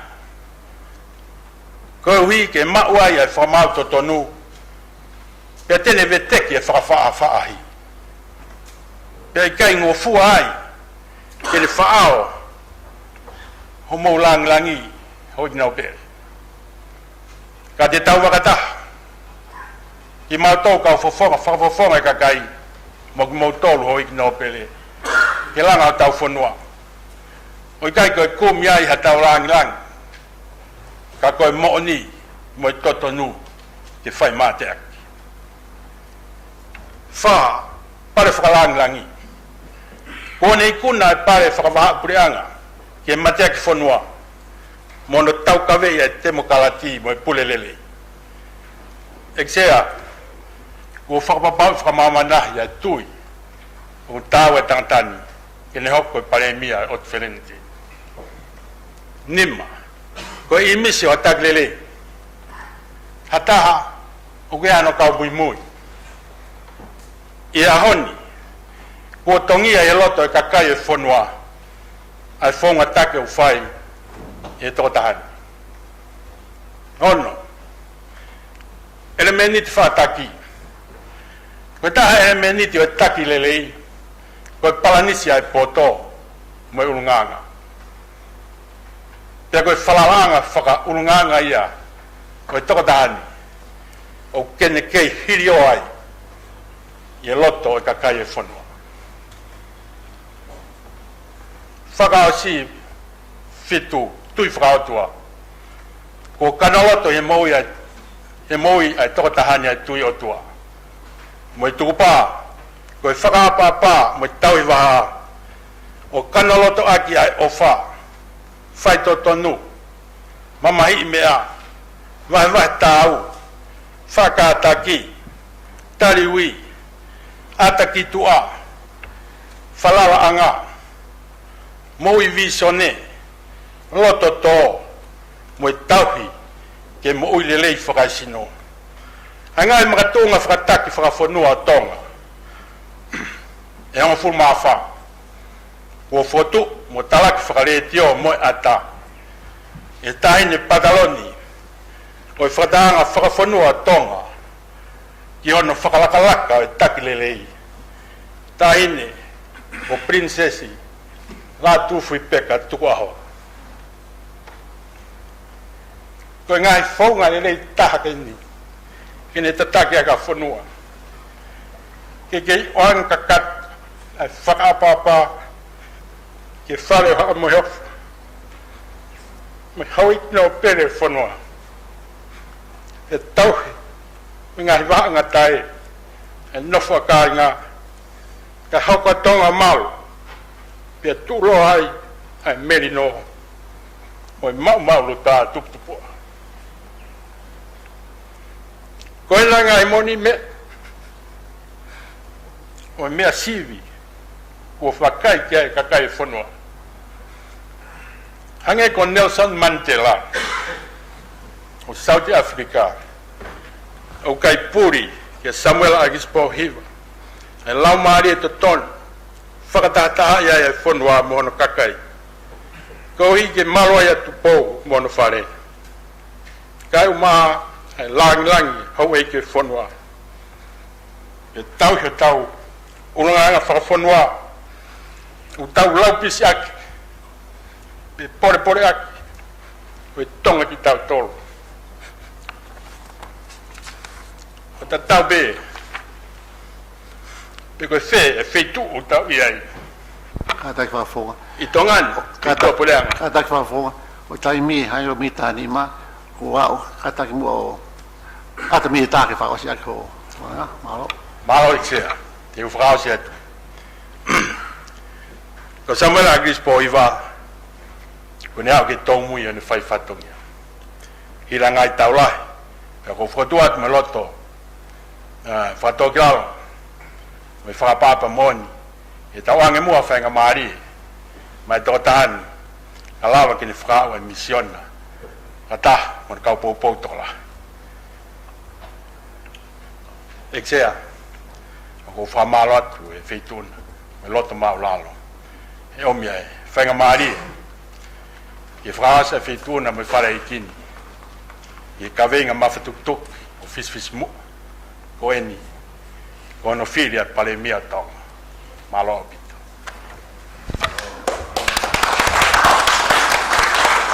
Malo apito, papufonga. Kua tā pekete whai mai ha. Malanga ka pauwhi malanga ta. Malo.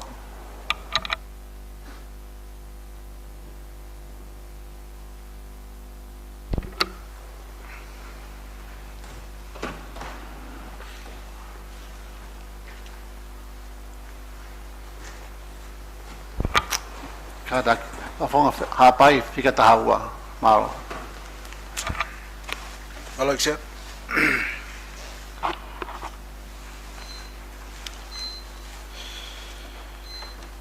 Fata pergi Ketua mafi Ketua Tonga ko tofi ta pergi afio tu yo hamunga tama ko king to bo no ya mo fare to bo tabat ge fe do na se exer tabat ge kalau tal kau lah kau tahu engai fonua muri, Umo'Uma'I fakahanga ikin.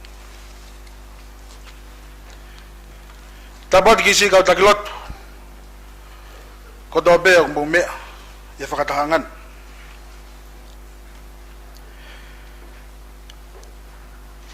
Tabat kisi hawik memi bar Falealea.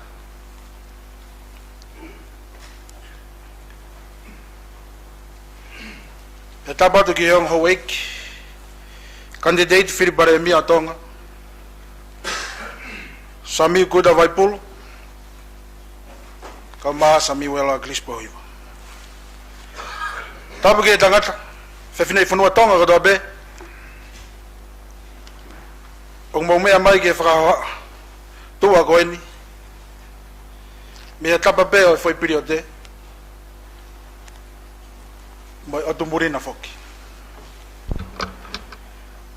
kato ko amo ke fakatulo wat kai po ke fainga mari ko eni ke tongia fatongia rea ko fakakakala ki moto atailon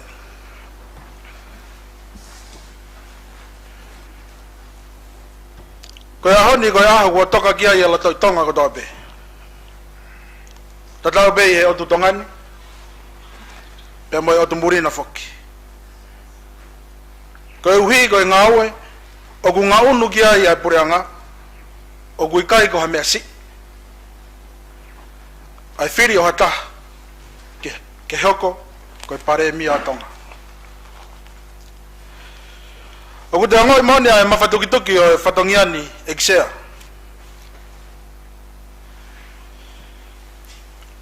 he guaya e te fau mai ki o fare pe mo to hirifaki mai ai fatongia reani ke kawai e motuani i he o mamafa o pule'angani ano FILI o Palemia Tonga o hange ni hano te waki rie motuani ki ana whangalayone ano tuku mai o fatongia reani ki hatahata iloa mo maulala ia hahaonga o kau matiketika whakaekatemika mo whakapolitikare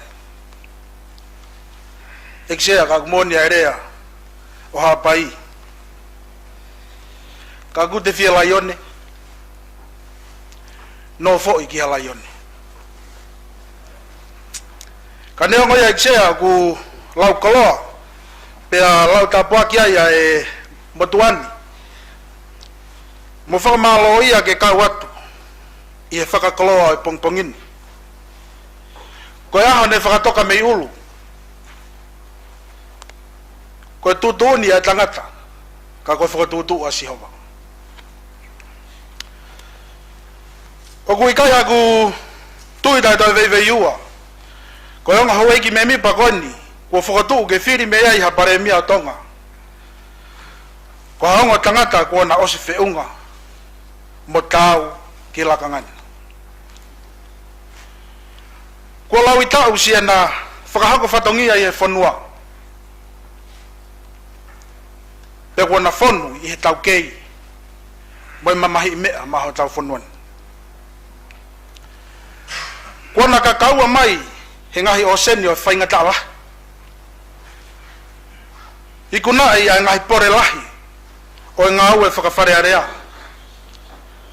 ka te kina ai mama mo hapokia o hala fononga kai ke ilusia be ki taulanga ko uhi ko aha utayai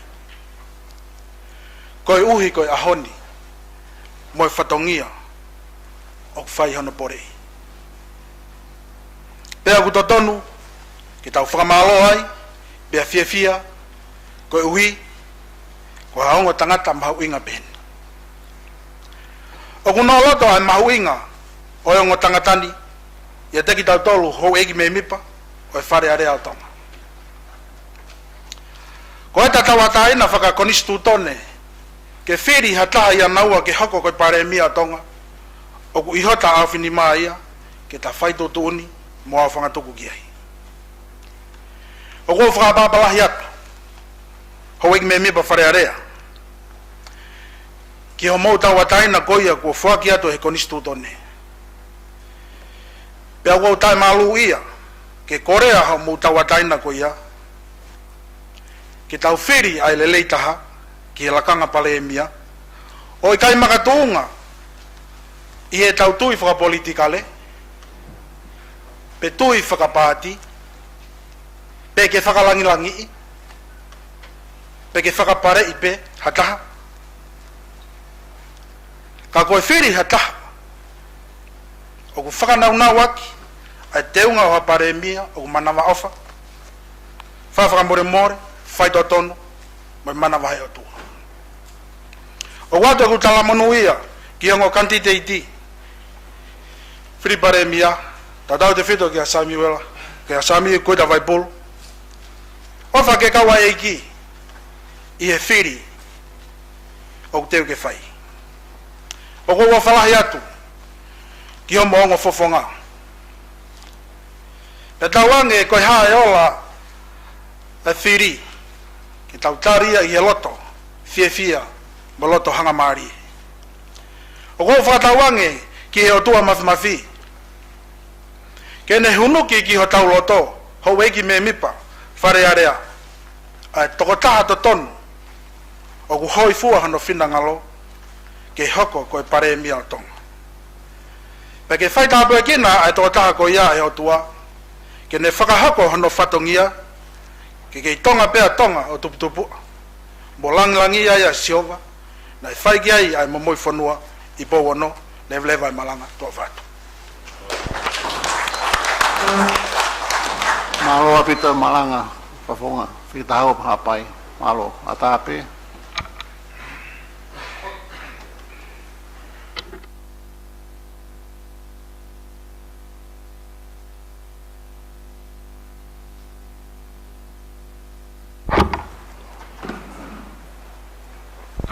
Fonga fica tahano vavau malo tap mo petu na xe malo lang mali tawa siya pung fa koloko ni ko ta fogi ni afio tamo ko no mo e whare o ha mo eofu. Me ke taini kuini. Me behefo ki hau eki o whanua.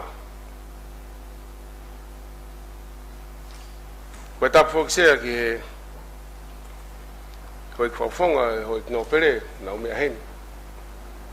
O whiri mai, he o tino pere ke nau kau whakata mo tau tolu, he pongpongeni.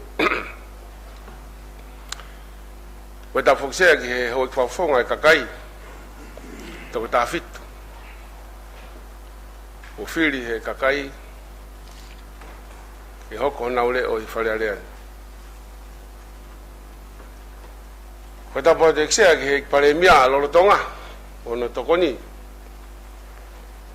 Pepe ki he o ki minista lolo Tonga. O e ho ki whafonga Falealea maa lolo. O tau kau whata i he pongpongini. O lawe pio ki he ni e mea he ni minista ako. Minista polisi, minista ngaue'aki. Ko ta foki he hoi whakafonga, mei muri, ngai pule'anga. O nau kau whata mok tau tolu, mo i hoi me mipa. E whata hatokoni a nia fio. Mea behe foki ki e ngai hoa o e hoi whakafonga ko FILI he tauni ke na whafongai ai kakai Falealea. Mo i kau ngau e o e whareni, kalake mo ki nau tolu ko tope whakatongia. I he pongpongeni. Eksea i tui a koe pongpongeni tau heni ke tau whakatata ho tau loto ke tau tari whinangalo e eiki ko hai kune pani mo ne ui ke hoko ho tau taki. Kai ke utui au ia ko tau heni ke tau mai o FILI. Koe FILI e ko sfai. Koe tau heni ke tau tari ai FILI mo tutuni a lau maari maanyoni ko hai i hoko ko e Palemia i tau i fakahoko mai ko e ngai e tui wai aku i pongpongeni sea kau ki holomui mua ki mui e ku ki watu haki whamalo ko wahenga bawa taon mo kakaina nau FILI au ke ulawa o mau e whengu maari ke u whakahoha ati ke whetuna mo ka u ke u FILI ha Palemia ke taki whungoen ai si ngai family e walunge o whitolu nana ku mai falala ko e ke me ko behe ki u angu ma whakamalo malung ke teki nau tolu ka muhawa kau toki hoko ati ina kai ki me mau e whenga maari ko ya ka koe nau si fofonga ofa wena wanga ofa o lawe ai e whainga maari e koe ni. Sea la kamata Falealea tahi wa fitni ma te uhoko atoa he tui a fitu he ne lotu ne lawe mege historia kau ki holomui begi mui hangi hau ki whamatu i he tahavalu fitu ni ma na kamata e Falealea o kamata i he tahi wa fitu o e he tahavalu fitu o noe ulak Falealea. Na toko ua noa pe hoi no bere. Kako family morea ki kau tangata tau ke yo malai ko ya. Nau alato ha fika ke ka wof pe ki ai. Fitu pe ko ya. O te ke fu ho ha ki ai. Kau tama pe ko Moses pe ko hai na ni ta kulukula po tania kana mawai wa ta kulukula. Ko poini ya se. Na toko pano pe o tau fai mai ai. Ke tahi wa tafa. Osia e tau e tongu fulma hiva pe ofki ai. O FILI rewa Taimi a kunsalo te ke toko fitu pe mihe ai fare ko ndo mamata ga ahoni hiria ne toko wano ben ben na ui pe fare ko ni ko fare o howeiki na ilo ai he taimi ko fare howeiki ben na toko wano ai o tau lele mai ai futa o tongu fulma hiva malo sastu bolaki kun salote taine kuini na ni finangalo ke furi o mai kakai ki loto o tau toko fitu le aya e tau toko fitu ko ia ki fena pasi mo konstitutone na FOKOTU'U ta val fit ni ma e kupu ni mahiva konstitutone o fa matala yo pe gof pe ga fa matala he ma vai ko ba ke ui ai hoi fa fonga no pere me hoi fa fonga kakai me hoi minista ke Falealea ke na hoko ko fare beta ko kupu ni mahiva ya konstitutone kana to fakahoko fakahoko ya ko ya ihe tahiwa tafa hina no pere ata mai pe ta tong ful mahiwa to ki mana tu tap mutahini ko ni ke fakakau mai kakai e tahiwa tafa me tahiwa tafa ke tahiwa valfa hiri hata o lo ful mahiwa pe fitu ful pe ofki ai e tau to fitu pe ngote pile o hau ia na tau to hiva le tahiwa valfa tau to hiva ngote pile hiva me ho no bele hiva me ho kakai o tau fono mai he tau o fu maon pe o fu ma fit pe ofki ai wa fe o fulu ia finanga lo sa stu po ni ma e furi hiri hata o wano e tau toko tafitu me hoi fa fonga kakai e hiva pe me hoi no pele ke toko wano Falealea ai ko me ga sia ha hon ko fe hui ko hana ina ai uliri ko ni ko hana ai uliri na ko hana hoko ai ke tafitu e kakai ka hiva pe hoi no pele ko tari ko ki ai e ma vai mo tuan me asas ponima ke tuang e taki ke kakai tu be e hek no pele ke na me abe hawa hana ngafa fatongia ko tau tonga ya pa malo be fonua wa hana ngafa fatongia te ko me lele ko to pe hekolo ko foi uf ko ha fo la ta e ave ke hek no pele ko fu mataika ka te tautai ko hafu mtai ka laita ave ki hok no pele pa te kai ki te fangi kai ki ko anga tautala ya ke ko fatonga yang ko pure ke fonua ko tui ko taki ko Palemia pe ko ui ko firma o hasevanit mai kakai sea ke me yang u te ke to ma faye tui e pule'anga ko ulu ki fonuan ko ni afio tap moi ka me ko tano pe ai wa ma fa ia ono pe of ki te ke to ia pe malu pe fonua pe ko hai he ngo tangatani te pe malu pe fonua ka no hinga ko pe malu ai ko ha mo he fo ulu ia fonua we pule'anga fa lu fu rak te ke to ma fa yo tui ko tui ko ek tau i Tonga ko te hata de ma fai ko ya ka tudun ke tau ko ke mau he Palemia pe ko te minista pe ko te ta fu no ko to ta pe ko ya fio ma fai ura ki ke ne hanga o vito pe frata nga i halao ko tali fale ko mau Taimi hata fa halao le ka ke finanga ke anya fio ke la pe to ai ke malu pe fonua ese malu pe ale to ko ma fai ke fa mawanga ke fa nofo haka fa ma ko ta to kon mo ha fu ta fa ke he malu pe anya fio fa ko ma fai ke fa ta wata ya ha popula nengo tu ne la ki ai ko ma fai ko ke tui ke ne fakatau tana to ta ko e Taimi pe finanga lo ke hoko ko mafai o tui ke ne fakanofo hanoper ha ho ek minista a se Falealea wa iko bana ko ke anga mafai ga katake ke he tui pe ke te au fono mal ton hono fotu tu ka ko ni mangawe a ek Palemia o firma ha ek Palemia se ke haliriu ke senta mu ya kakai Mo no ngai fe mau vivili. Ko liliu eu tau fe mau. E waf tani ma kita fononga tuai. Ko ek Palemia. O hange ko lau ko karetia wa ni ma vesi wa. Pe ofki ai. Ke ha me ai ai fua o lau marie. Ko be ko mangata ai Taimi. Ke ia ek Palemia. Oku asi mai me ai fua o lau marie. He ko ha ko ai fua lau marie. Ko yanga ofa. Ko fakataki. Ko fa more. Ko lo te fato kilalo.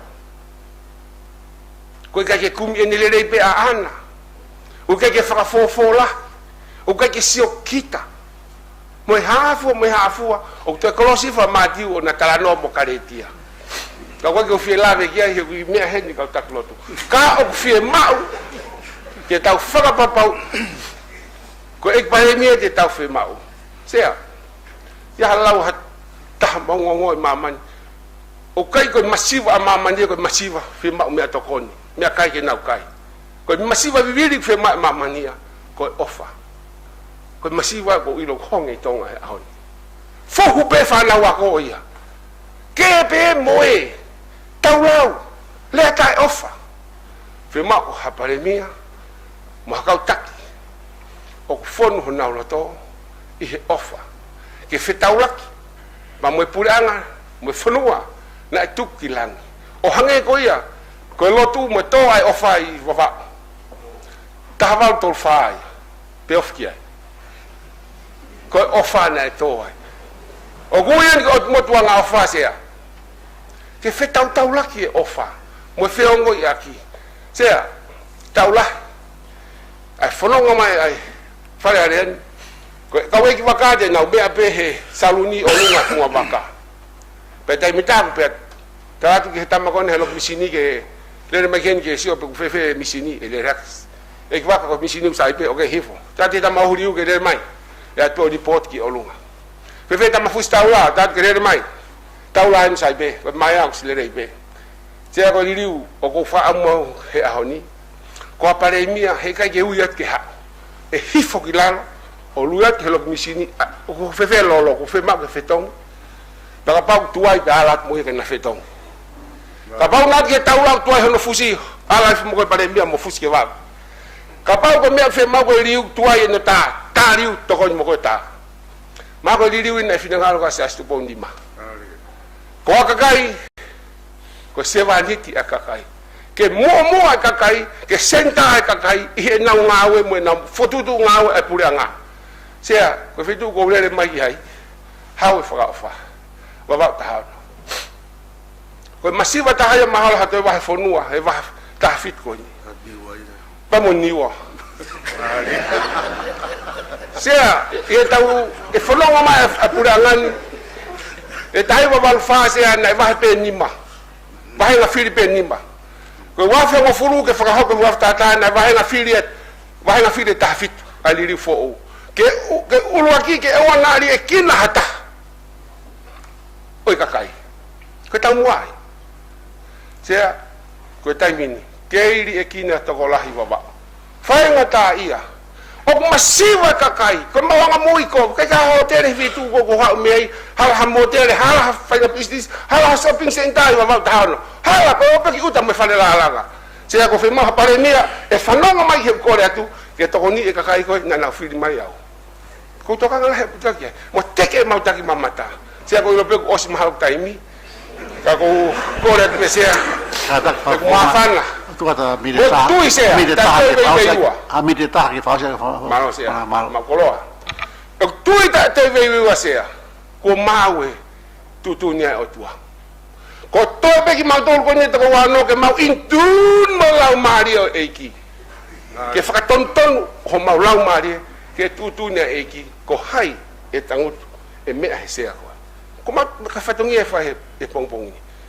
he kai tu ko eki e fonuan ke tak ke tau he ka ku pau ke fai tutuni ko ofalaiat mo ta monu ke te ko Samuela Akilisi Pohiva pe ka SAMIU kuita VAIPULU I homo pole ke fatongi ala mama fakon ka ko fili fo fakapuri na uhinga ke whakapuri he top tapu ke ua whe paki a mea tau lea aki mo e honga lau maari e manu ke whenā pas pia whai i he lilo pia totongi he eiki i he lilo ka tek tau tolo ko haibe e iku ki ai ko tau he nipe ke tau whanongo ke tutuni ko mahe eiki ko hai ko e whiri iku osia ni a fio i mea ko toa pe pia ko e sea ko haibe e watu e tau poupou o e tau falala pia muamua e o tua ka tau mui atu i he ofalahi atia pia muangu ki he kong kandidati mo e tala monu ko e bese aki whahoa malo e mau whaingo maari malo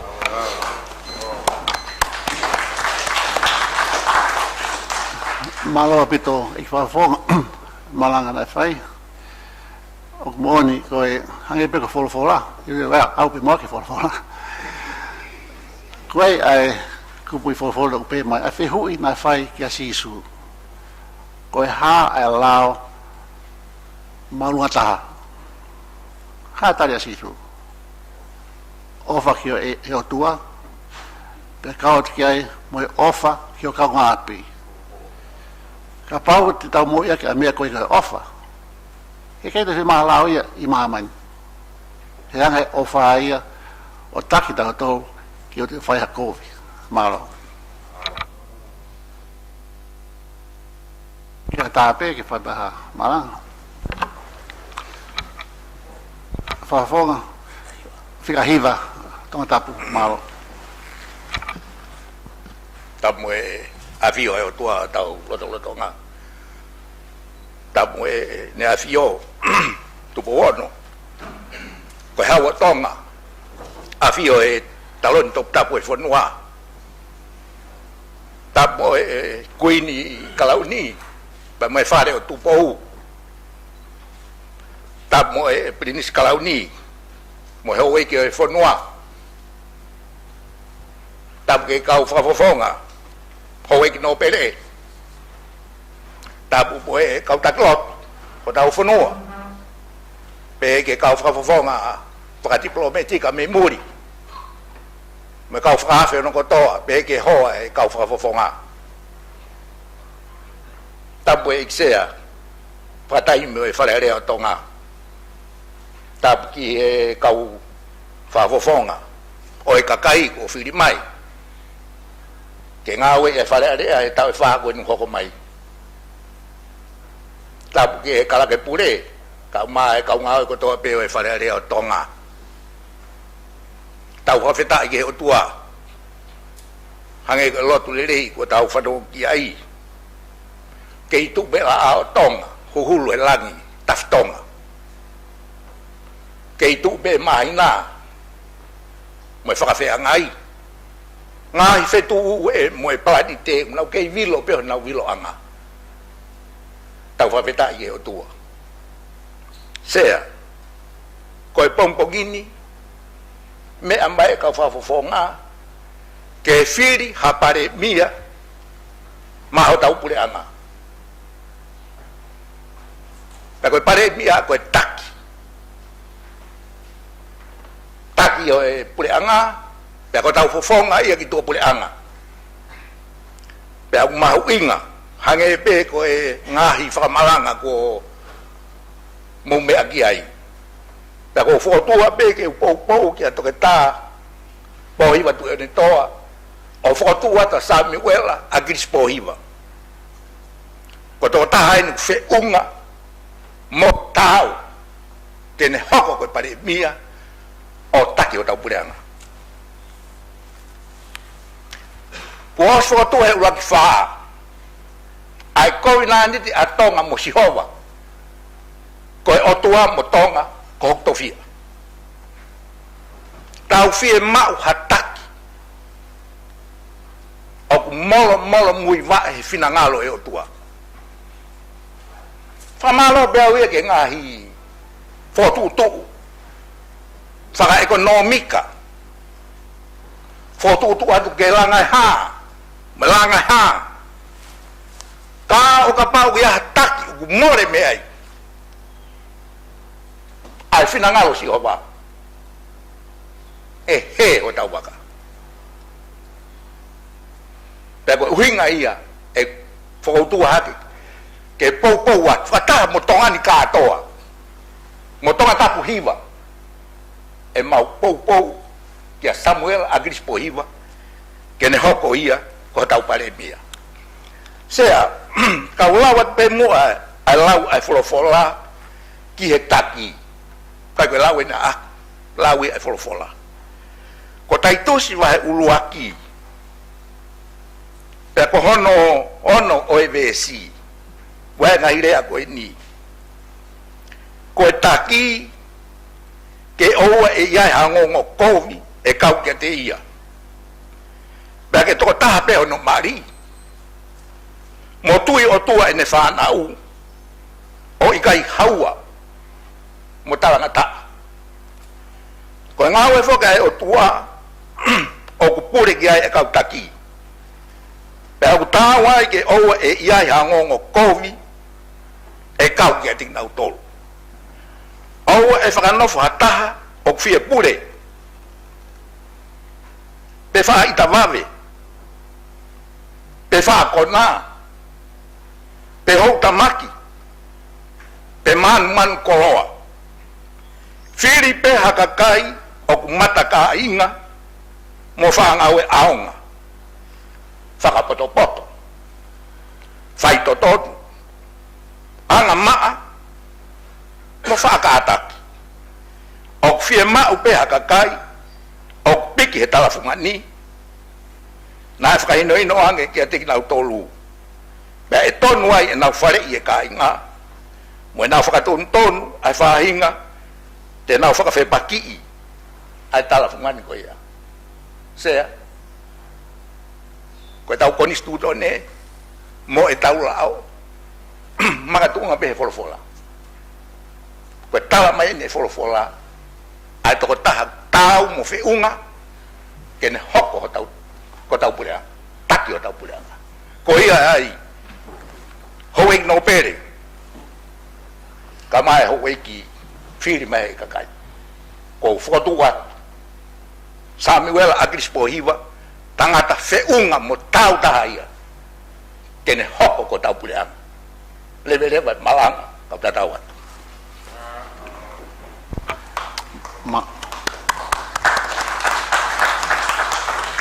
malo pito fafonga malanga na fai ki ata ape fai malanga ka po fi malanga ta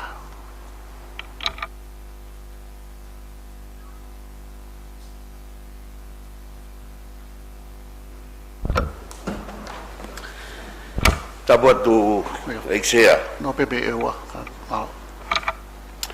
tapa mo e hoi fafonga e hoi no pele patapotu ki he kafafonga o kakai ko FILI he kakai ki he tō Falealea o e ho full mani ma ki he tau e whakaho mai eksea fōtua e mutuani pe au whanango sea ki whemea aki pa ko kore pe ki hufanga ngai whakatapu ko toa ko se na au whaki ki e talamalu e whanua ka ata ke pontuani ke whaetumua ki whaoha ko hui ko kandidati ko whahokat ki he whaituna ko e poupou o whaikai he hoiki SAMIU kuita VAIPULU ke hoko Palemia o Tonga he tae whakahau mai eksea ko ngahi tala e o tuk whanua tala e ngai whatongia ko o stala he ka whafonga mga poupou eksea ko tua matuan ko poupou e kandidate ko ni ko hui he tau e whakahau mai matunga FOKOTU'U hangi e koia na ha i ngahi whamalanga e tō whiri Falealea ko ni eksea ko e masiva mo e melino na mo e mausea pe ko e tamua ngāue ia na whai e hono FOKOTU'U atuai o e candidate ko ni na me vai whanua wawau ki ne hoko e Palemia ma Tonga ni he ta fakahoko mai exia ko gu fodoa ke sea ko hui ko e fatongia ko ni ko tuku mai he ahoni ko mea he feituna a e finangalo e hau ke tuku mai ke kakai fonua ke na fai e fili pa fai ai mohono vai va toko hongo fulu ma fitu e kakai e fonua toko hiwa he oe no pere pe fili me ai ha kabinete e toko hongo fulu maua ta goe tunga koe a sea fai ai bo watu ko ulawe i bea ngā whamalanga hangi ko vai fonua vavau ko tala monu ke ngo tangata ko ni e ua sea ko hinga e do FOKOTU'U ke sea ke bobo yatu a whakafofonga na mahanga FOKOTU'U i he tui pa moe amanaki ko tau e wha ko nga hako mai sea e lawa ke whiau a ngai whaingata koe ko fō mai e whanua ngai tau ko hiri ko tui ne kai kia fu whaingata whewhe ka gauhi ko ngai whemariliwa ki anga tui whakaporit kare pe finangaro ai e hau e whanua ke tuku mai ke kakai e whanua mea i pe he whaituna i sea koe tuku mai koe ke kakai e whanua na i ke iai pe mawhai e kau no pele ke mawhiri hano pele ka koe hui koe wha papai ai finangaro ko ia pa mawhanga e o tuku atu a SAMIU kuita VAIPULU ke ni hoko atu e whatongia ko ia mea i be feituna ko tau e wha ko hiri ko ula tau ia o diri whapolitikare ko ia ko na finangaro kia ina fio ko tau en e wha hono hoko ko tau whiri e Palemia ko ni eksea pa hui ngai hono FOKOTU'U atu pa mo tamua ngaue'aki ke hui ke ranga e kakai ko e whanua me moui masive siva pa mo ngapi tau e whanua he ahoni mea i be feituna whi mai melino pa mo mau ke whanua ai a ki whanua ko na tuki langi sea pa koe tamua ngaue'aki ia o kufai ai hono tau kawe i atu o mau kandidati SAMIU kuita VAIPULU pa mo tuku pā ko ngai whatongia ko ia ko whatongia e ne kapideti ke hoko atu ki aisea ko mau bobo i atu ko uhi ko ngai whatongia ko ia mo ngai tauke ngau ko ne mau ko whanau ke ngai whamalanga ko SAMUELA Akilisi Pohiva talpe tahiwa walfitu ko tui mahana na hufa tabe tahiwa walfitu o na whanonga mai e o au mai ke hiriri pule'anga ni sea ko whafonga ko mawhanga o FOKOTU'U atu o siau ke lakanga minista o siau ke lakanga Palemia mga whatongia ke i e whanua pa matunga ma FOKOTU'U atu eksea ko hui ko whengawak pa mwe kakai e whanua ke na ngaue fakalao hi ngahi taula hono tau kawe e ngahi mone a kakai mone a tangatanga pa kuhi ngai e mau poupou tatoi vei ua ko hui ko ngahi tau keke o kune mau ko tui o whae falala i he tau e whaako nga hoko mai ke ni hanga tataki a kapneti ka hui ka mau FOKOTU'U e beba mi heo wharen o whae mea hano lewe vai atu o ngahi lao whatatau ki whe mau a kakai ka ko iwi ngā aue koe koe kapneti o whae a falala ki whafofonga koe ni i he tau e whaaka hoko mai e sea ka pai oang hanu whainga maarie whawhitai ki heiki hange ka ngahi whamalang ko hoko ta whawhitai ki heiki he tau au sia aho pehen koe ngahi tūpae ko whai koe kawei koura koe o whanuani koe whitoka i aki ma whaka apa aki e sea o whake tau loto ia i ngai hua whatongia pagauhinga ia whaetoa e whaoa e sea koe bobo ki candidate ko ia ko bobo ia te hoe no pele pa mo kau tau ataina i FILI SAMIU kuita VAIPULU ke ni hoko ko Palemia i he tau e wha ko nga ko mai wha babala he tau bito sea pa mo kakai e whanua pa koe FOKOTU'U ia pa mo bobo wat pa ko FOKOTU'U atu e sea ke hoka toa o ngau e sea malo pito malo apito malo ek no pele amalang na fai Kia tāpe o malamataha, ka pauwhi maranga. Alo.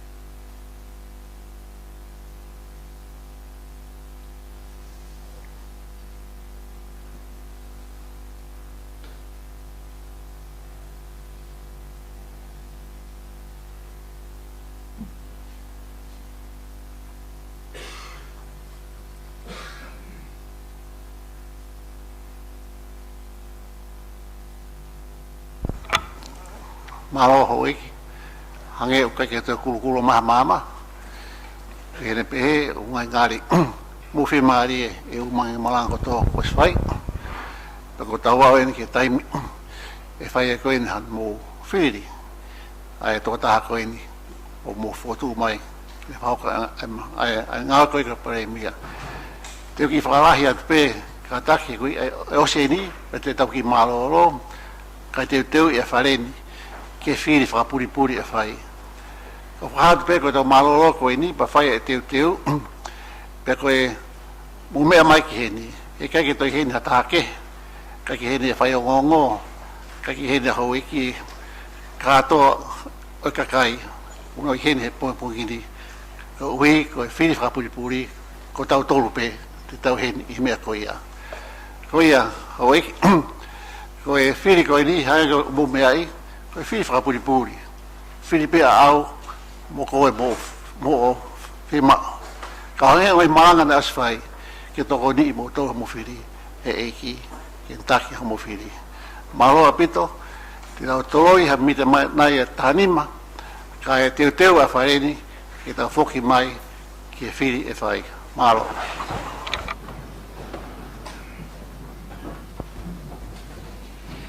Ko mo mea mai fokia ki e eksea ko ia Taimi e Falealea o Tonga, aia ko e ki lao te vita tupou, i he kakato ia o ngahi whamalanga ko whai, me he ni ihi o ki nao tolo ho e ki me mipa o e Falealea, o whikau aki pea moiongo kantiteiti ko ia ko FOKOTU'u atu ki he LAKANGA Palemia. Ko kantiteiti ko ia foki ko SAMUELA Akilisi Pohiva, whafonga tonga tapu fika oloaki, pea pehe foki ki a SAMIU TUITA VAIPULU, ko whafonga ia me vaifonua vava'u taha nima. Ko tuia i he Taimi ni, pea ngepe koe Umo'Uma'I, ko e malanga ko ia awhanga tuku, na e fakahoko atu, ko e no pere me vaifonua ewa, no pere nuku, na ne malanga ko e tau kawe ia whafonga ko ia ko nau FOKOTU'u aia ko SAMIU TUITA VAIPULU, pene whamalanga foki a Pohiva Tui'onetoa, me i tonga tapu fika hongo fulu, ka